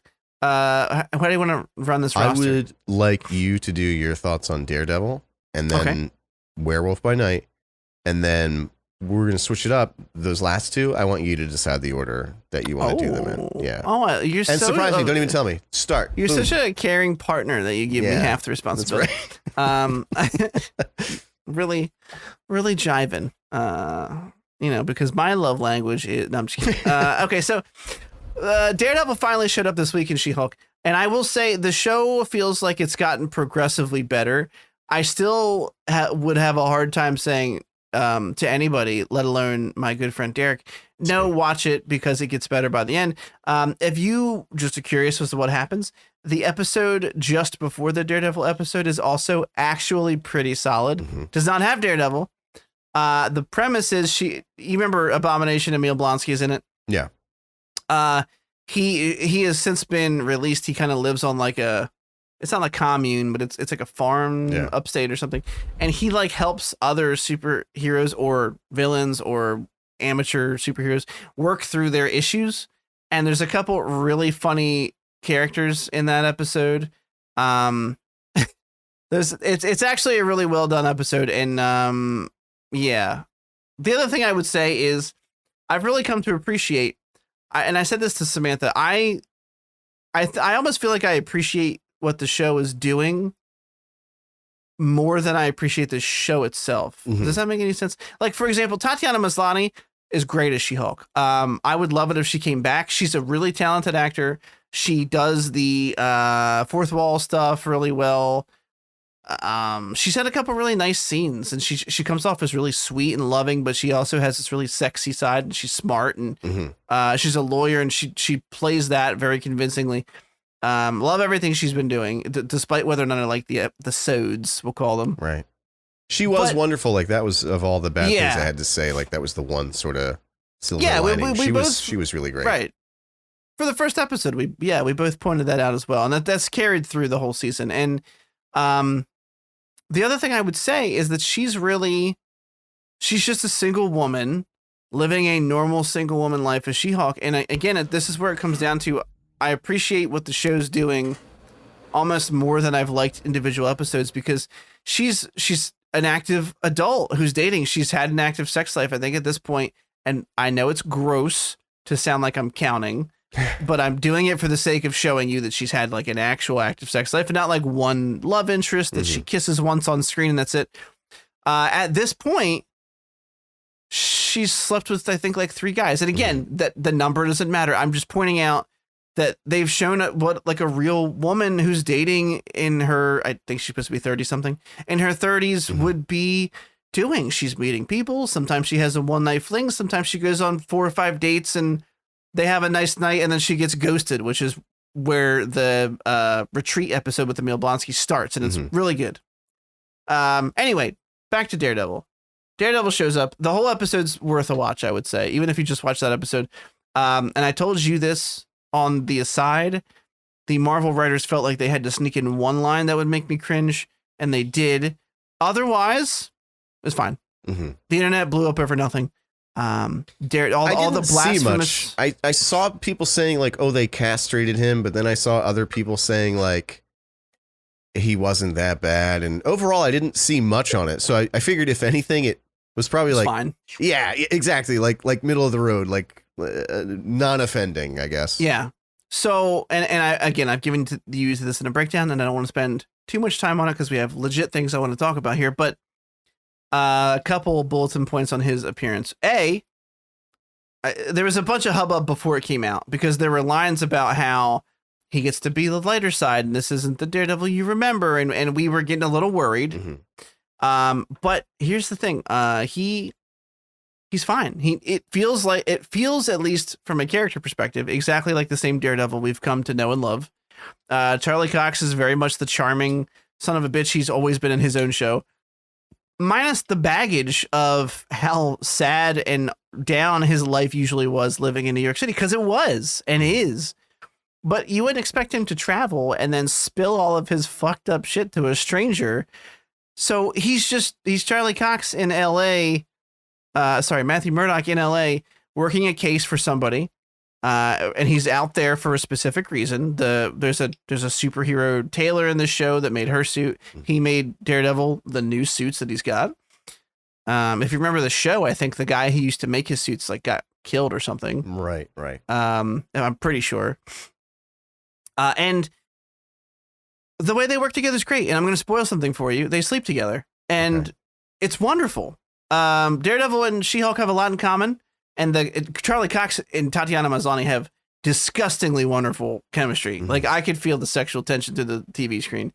They have some really cool banner. They take down a bunch of people. There's a really funny moment where they're outside of the building, the generic warehouse, the lair of this hilarious villain. Actually, the frog guy that's been in some of the teasers, it's really funny. I won't ruin anything.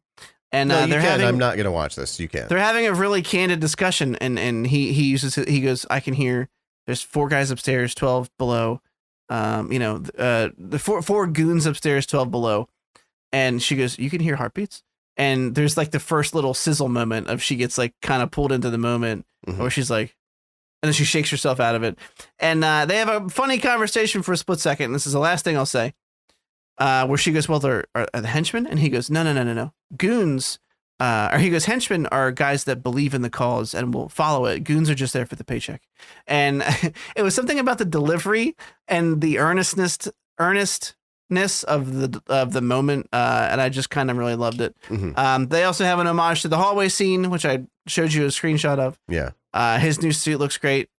And then they make Daredevil do the walk of shame in the morning, walking down the street, sunny LA. It's played for laughs, and it actually didn't come off cringe. Walking down the street in his outfit, like holding his boots over his shoulder, right? Leaving her apartment. If you've been on the fence about the show, but we're curious about Daredevil, I would say that episode is a fine standalone episode that you can watch and probably have a good time. Yeah, maybe I will watch the one episode. It's just episode 8, I think. And then the finale is this week. And the setup for the finale actually wasn't that bad. Anyway, moving on. You said we're going to do Werewolf by Night, and I want to hear your thoughts first. Yeah, but come on, I just talked a whole bunch. Okay, that's actually fair. Thank you. Werewolf by Night. We just watched it last night. I have no idea how Derek feels about it, and I know how I feel about it, and I promise all of you I won't change my mind while he's talking. What I want to do is I want to give, like we usually do, quick thoughts, like or dislike, maybe 1 or 2 points. Yeah. I'll do the same, and then we can do some more in-depth stuff. Yeah. So for anyone who's unaware, Werewolf by Night it's like a Marvel Studios thing, but it's not really, I don't know, maybe it was based on a comic book, but it's basically like an homage to old school horror, like old school horror. It is like based 30s, on comics. I figured. 30s, 40s, black and white. And it's about I don't want to explain the entire plot line, a group of monster hunters that get together because a famous monster hunter dies, and they have to hunt themselves and this monster, and whoever wins gets this ancient artifact, whatever. So initially, I liked it. Initially, I just thought it was cool, the sort of old, horror movie aesthetic. It seemed like they were committed to it initially.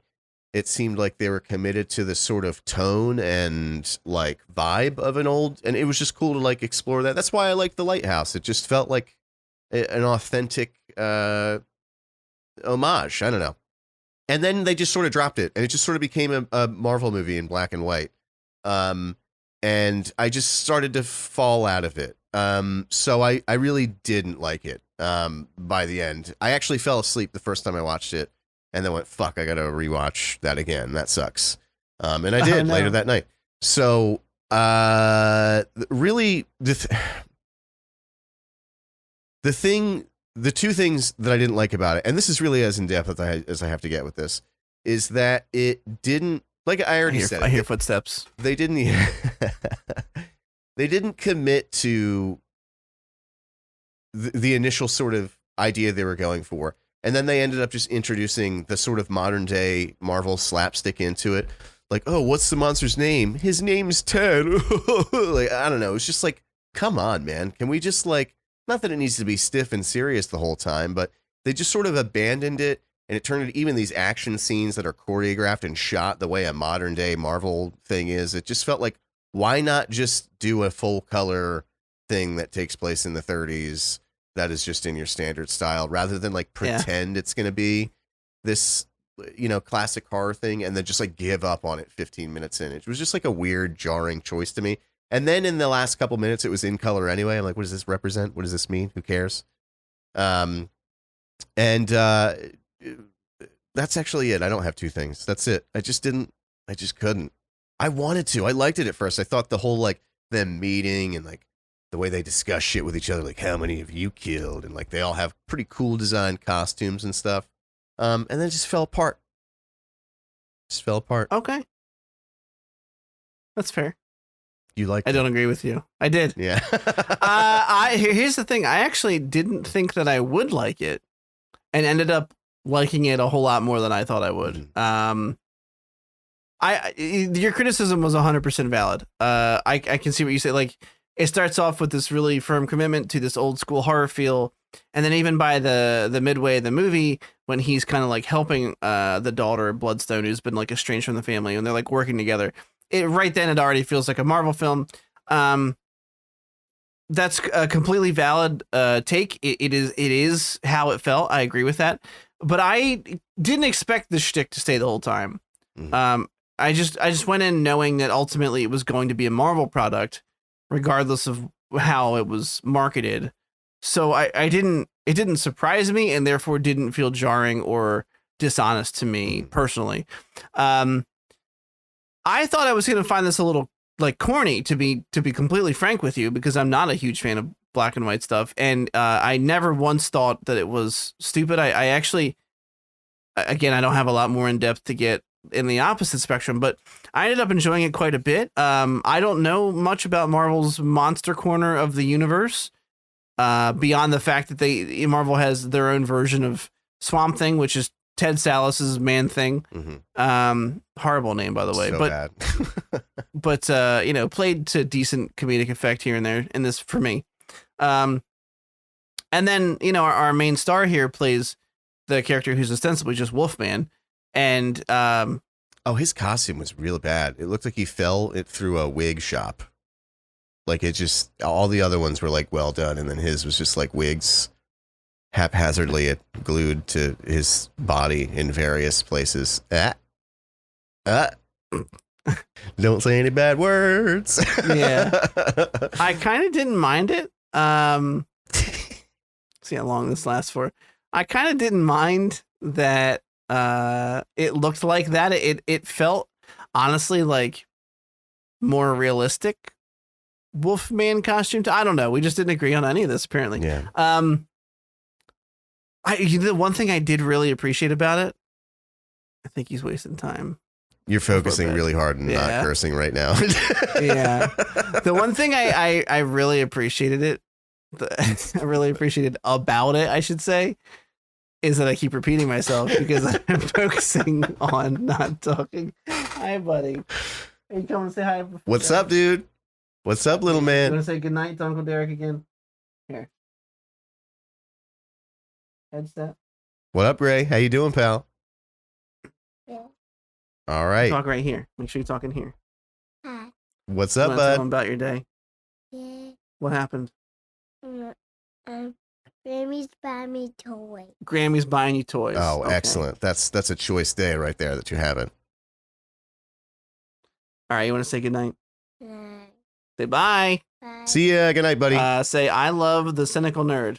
I love the signal on there. Hey, That number was one words. Good fan. First fan. Have a hug.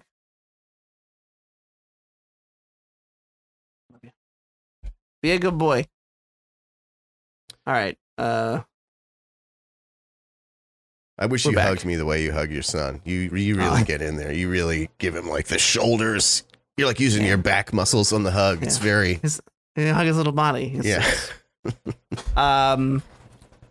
What was I saying? Oh, the one aspect I was stalling to point out because I didn't want him to be around for was they really went in on the gore here. Yeah, no, I agree. That was surprising in a good way. And in a good way. And maybe they thought that they were more okay with it because it was black and white for a lot of it. But I mean, arms cut off, the sword in the head, like stuff I really didn't expect them to do in a Marvel show, even if it's a Halloween special thing for Werewolf by Night. I thought the relationship between our werewolf compatriot and Ted was actually really sweet, and I kind of liked it. And I don't know, it was fun. It was short. I didn't hate it. I didn't feel like I wasted my time. Mm-hmm. I wouldn't mind seeing those characters back in something, although I hazard to guess that they're not going to blend in too well with the rest of the cinematic universe. So I don't know that that's going to happen feasibly. Who knows? That's all I got. All right, let's do it. Your dealer's choice, baby. What are we doing? Oh, let's talk about Andor first. Okay. I was hoping you would choose that first. Okay. I'm glad I lived up to your expectations. Yeah. I'll go first. So I forget exactly what. Oh, so Ford 5 is more or less him, Cassian sort of getting introduced to this band of rebels on this new planet, helping them at the behest of Mr. Skarsgård, who I'm forgetting his name actually, and him sort of like over episodes 4 and 5, him sort of meeting these people, distrusting these people, trusting them, then distrusting them all over again is the whole cycle of shenanigans. Meanwhile, our boy, I'll handle it while you're away on vacation, sir. We've been following his like shameful retreat to his mom's house, and I kind of love that arc because I know he's going to come back and be an annoying pain in the ass. And he's that guy at work who's right, but he's such an asshole about it. You know what I mean? Yeah. No, I've actually been really enjoying these episodes, and specifically because it feels like we're getting so much good character work in this, where we just get to focus on him, and we get to it's like subtle character work in a way that we don't get a lot of in Star Wars. And there's a scene that I love so much, and it was like a nice valid reminder that Diego Luna is a terrific actor. When they're all talking about the plan they call him over to talk about piloting the thing out, and they're talking about how it's on a rail, and he kind of catches them not knowing what they're talking about. Mm-hmm. And he's like, well, there's a weight thing below the clamp hold that tells you if you're overweight. He's like, this is a trick, right? Because he's in disbelief that they're asking him such a basic question for him.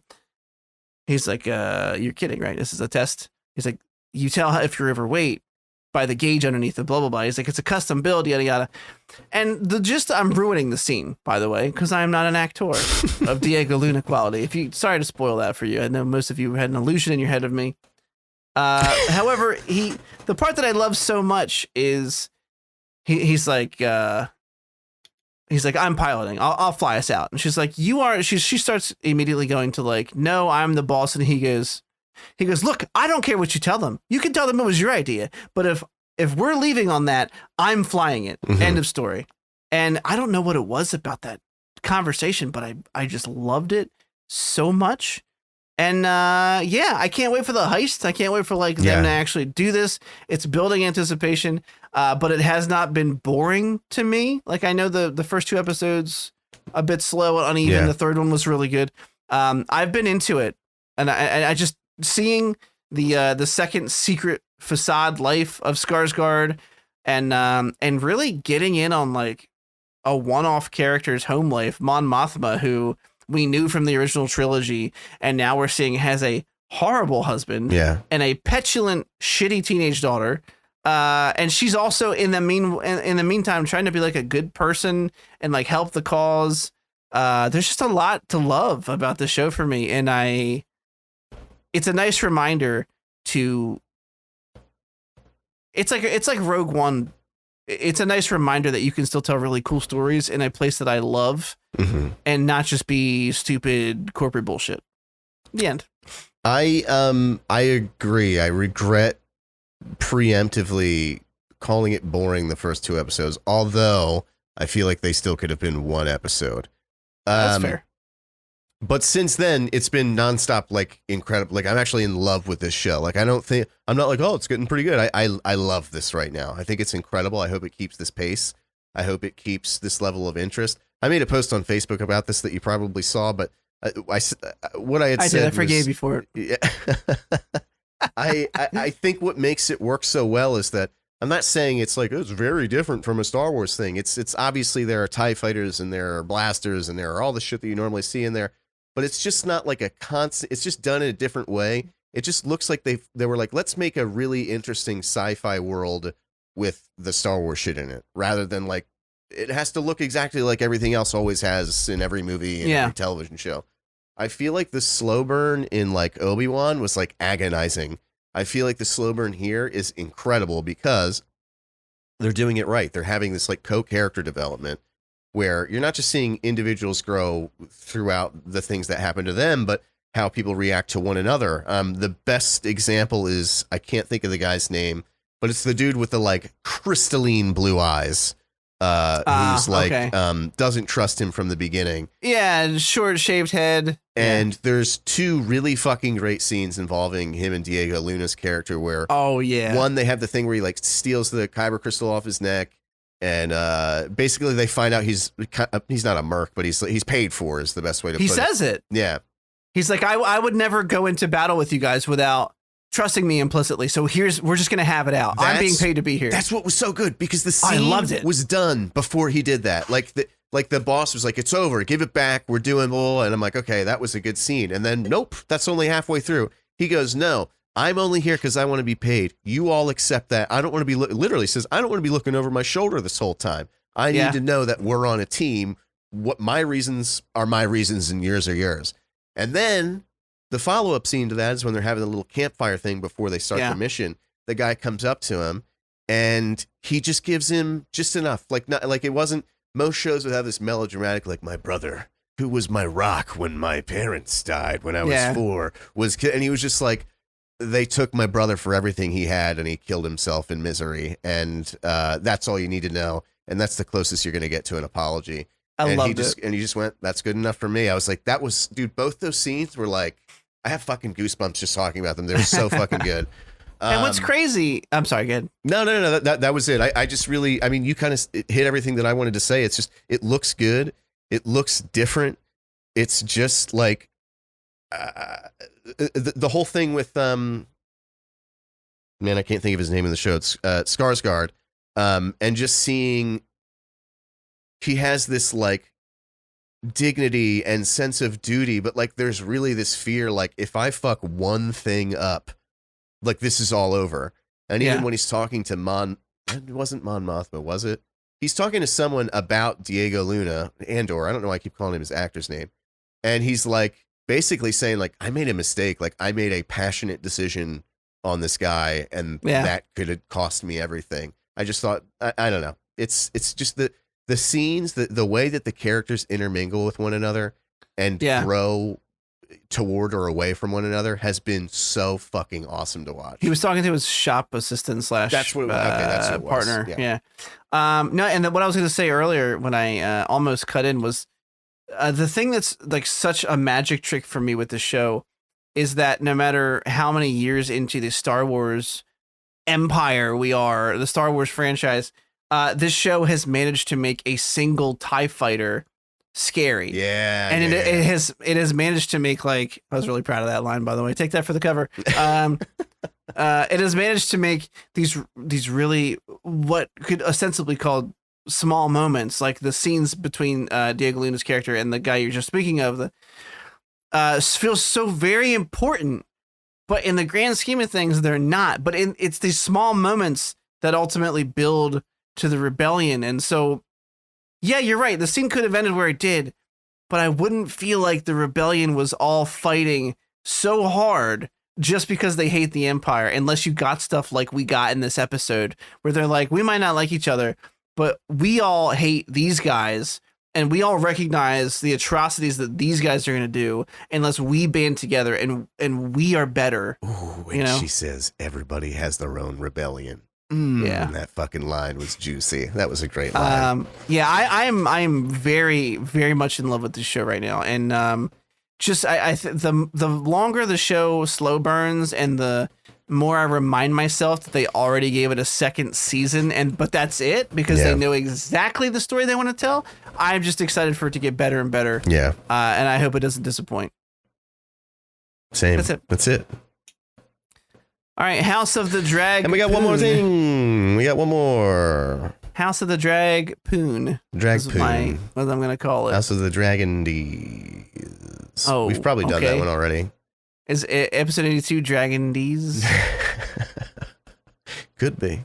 We can make it wherever we want. Oh, we didn't do an episode title or a thumbnail. Bow, bow. There, that's it. That song. You have to notate it. It'll just be musical notes on this. Okay, I'll let you go first this time on House of the Hot D, as people call it. Also, a popular search term on Pornhub. Hot D on the whole. I know that we haven't been covering it regularly.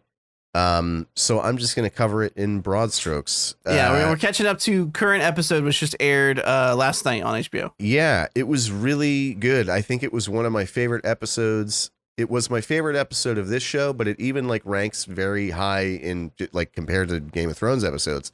It was really good. It was really like fucking sad to see King Viserys, who this whole time has been like kind of, they show him as like a weak king, or like a like he doesn't have an ability to commit to decisions. He tries to make everyone happy, and come on, as a leader, you can't do that.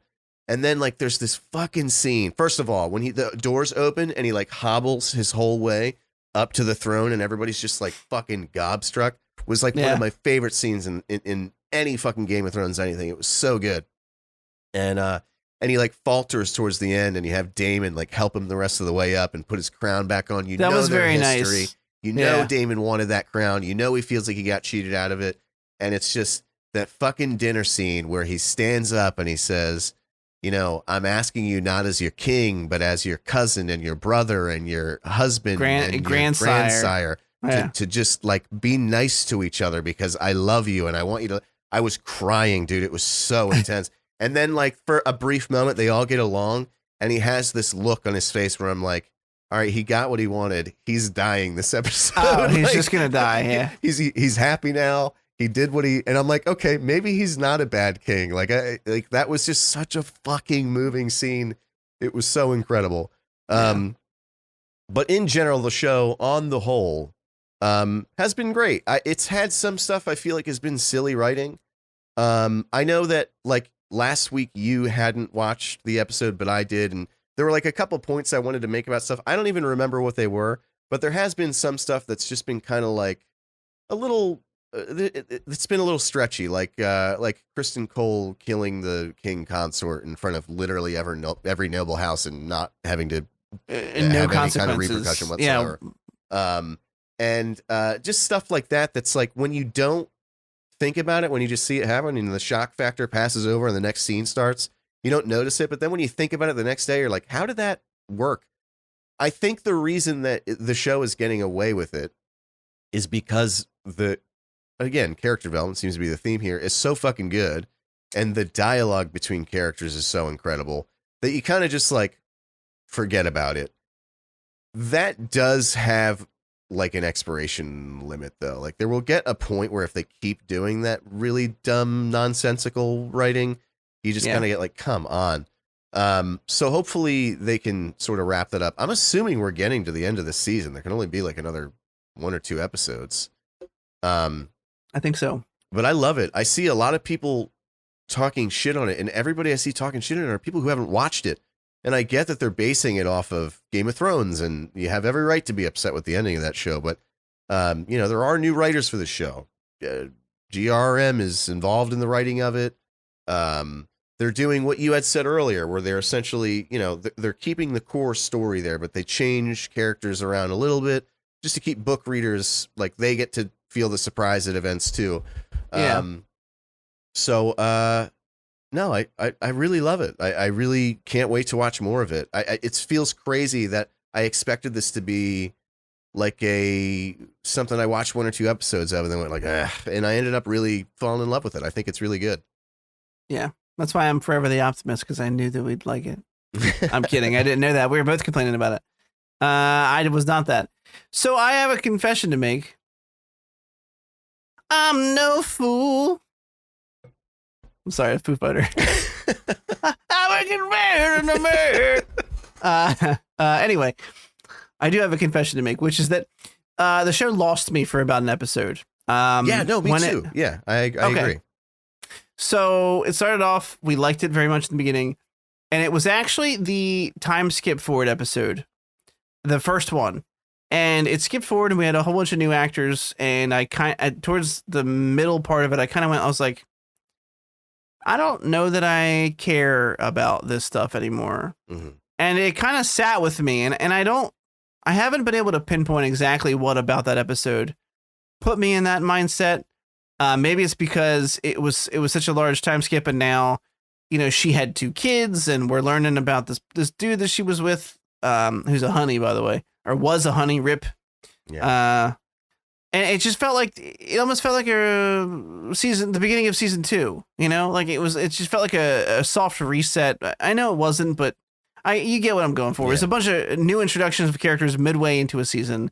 It just felt weird, and I just felt detached from some of them. Yeah. But that went away immediately the following episode. I was right back in it, and the last 2 episodes I liked a whole hell of a lot. Obviously, Viserys was going to die pretty soon. He was looking super fucking bad. Yeah. And yeah, I mean, the way that the family sort of coalesced around him, either wittingly or unwittingly, because his death was impending, and sort of gave him the moment that he wanted to make him feel good. That scene was very powerful. I was literally watching it on my phone with earbuds in, finishing dinner, because I had like 20 minutes left of it that I didn't get to finish earlier. And you know, the fucking kids in the show are little shits, dude. Yeah. Yeah. I want to kill all of them. I'm like, no, none of you kids get to rule. You're all a bunch of bitches and assholes. Aegon, oh my god, Aemon, the one-eyed kid. I fucking love Aemon. I fucking love him. He's a dickhead, but I love him. You mean the guy that went out and stole the dragon? Yeah. And then claimed it, Yeah. and then came back in and punched the little girls in the face. Yes, I love him. That guy is a That cunt. guy stole the biggest dragon that ever lived when he was like 9. He's an asshole. I know he's the bad guy, but I love him. He's great. Of course he's a bad guy. He's got an eye patch on. Yeah. No sake. good guy has an eye patch I mean, obviously I've seen in the show that Vhagar is the name of that dragon. on. Yeah. Is a massive motherfucker. So I looked it up. Yeah, he's like the second biggest dragon in Westeros history or something like that. Pretty massive. And yeah, it was hilarious watching that kid cling to the reins for dear life. But yeah, I don't know. I'm looking forward to it. The rest of the show. It's weird for me when the show romanticizes family fucking. Yeah. So that's kind of where I started to feel weird, like just how intimate their scenes were getting. I'm like, because even with Cersei and Jaime, like it was like there was always an aura of, oh, they're fucked and they're weird, like they're fucked up in the head. And this feels like it's like what the fans want, like to see family fuck each other. Like it's what they think that we want. I get it's what happens in the books, but it got uncomfortable for me. I agree. It was actually probably about the span of 2 episodes that I wasn't like, I don't like this, but I kind of started to feel like, and then it just fucking hooked me in again, man. I mean, and now they're not actively showing fucking, but they showed the offspring of them. So no, it was really sweet that they were like, this is Aegon, and I was like, holy shit, what's that? The 3rd one this series? Yeah. And then they were like, this is Viserys, and he, even though he was like fucked up on Milk of the Poppy, he was like, oh, great name for a king, and it was a really nice moment. Yeah. We've all been there with ailing grandparents and stuff like that, and you see them when they're a little weaker. And obviously, this is not that because my guy's Two-Face almost missing an eyeball and shit. But it reminds you of generational passing of the torch. Mm-hmm. We introduced Grayson when he was a baby to Samantha's grandmother, his great grandmother, and she got a 2 years with him before she passed. And boy, did she love the shit out of him. And he asks about her now. So it brought up emotions in me for real life, and also was well acted. So rip Viserys. You might not have been a good king, but you were a great father. Yeah. And family member. And I don't know what it looked like. It looked like Alicent and Rhaenyra were gonna finally get along, and then something's happening because she misunderstood what he said in his deathbed, and I have a feeling she's gonna be like, he told me go fuck yourself, and they're all gonna be like, you ain't got no fucking proof. Yeah. And it's gonna be a whole. Well, I think she said outright, like he was talking about Aegon, like his ancestor, and she thought she meant the son, her son. Yeah. Yeah. Which is kind of dumb to like on Rhaenyra's part to because I think she has a kid named Aegon too. So now you have 2 cousins with the exact same name. Come on now. Yeah. Which Aegon? But no, I just thought it was just such a great finesse of storytelling too. I loved Viserys the entire time, even though he was shown to be sort of incompetent with leading and with ruling. I still loved his character. I love his name is Paddy something. It's the fucking most Irish Paddy name. Constantine. Yeah. Or Considine or something. Considine, I think it is. It is Considine, yeah. He was probably my favorite throughout, despite being painted in the light he was in. But I feel like it was such a fucking beautiful finesse of storytelling to show like why he is that way. Like these people aren't just like we see in Game of Thrones. There's a lot of like heartlessness. There's a lot of like, you're my son, but I don't give a shit about you. It's just about the legacy, your name. You're gonna carry on my house and da da da da da. And like Viserys like loved his family and just wanted them to get. And you get why he can't pick a side, because he just can't. He just loves them all. It was so fucking good, dude. Oh, it all tracks back to that drunken scene in front of the fire early on in the episode where he's talking to Alicent, and he was like, "How was I supposed to know that I was going to recover from the loss that I was in and marry you and have a son? And now I've told Rhaenyra to be my heir, but I have a son." And and I felt so strongly about that, but. Cool. Yeah, I like it. We're going to keep watching it. I don't know if we're going to do, each week's, it kind of depends on the content of the episode. If it's worth talking, we're not just going to go, more people died.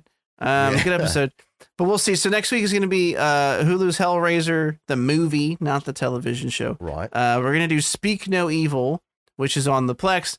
I was hoping Barbarian would show up, but I don't know that it will by next week. So, we'll just look to maybe catch up on like a quick recap of the new Andor and the new House of the Dragon. Yeah. Also, I'll give She-Hulk finale thoughts and let you know how that was. Let me know. Drop me a line. That's it. Fam. We're done. This is actually, we had like less stuff in our doc this week, and we talked longer. It was a longer episode. Yeah, we had a lot of. I got lost in your eyes. We had a lot of diatribes. Where can people find Derek? Twitter, Dr. Gloom MD. That's DRGLOOMD. Where can they find you, Chris? It. I'm super fast. Wasn't prepared to speak this soon. Still freebleeding my sentence in my head. You can find me on Twitter. I haven't streamed in quite a while. Twitter at TCN Plays. That's T as in Tom, C as in cat, N as in Nancy. Plays. That's P as in Paul. Lays. Nowhere else I have not been streaming. I've been playing lots of games. I thought about streaming again, and I might someday still, but there's no promises. There's no set date in stone. Yeah. Nothing like that. You get none of that. You don't get it.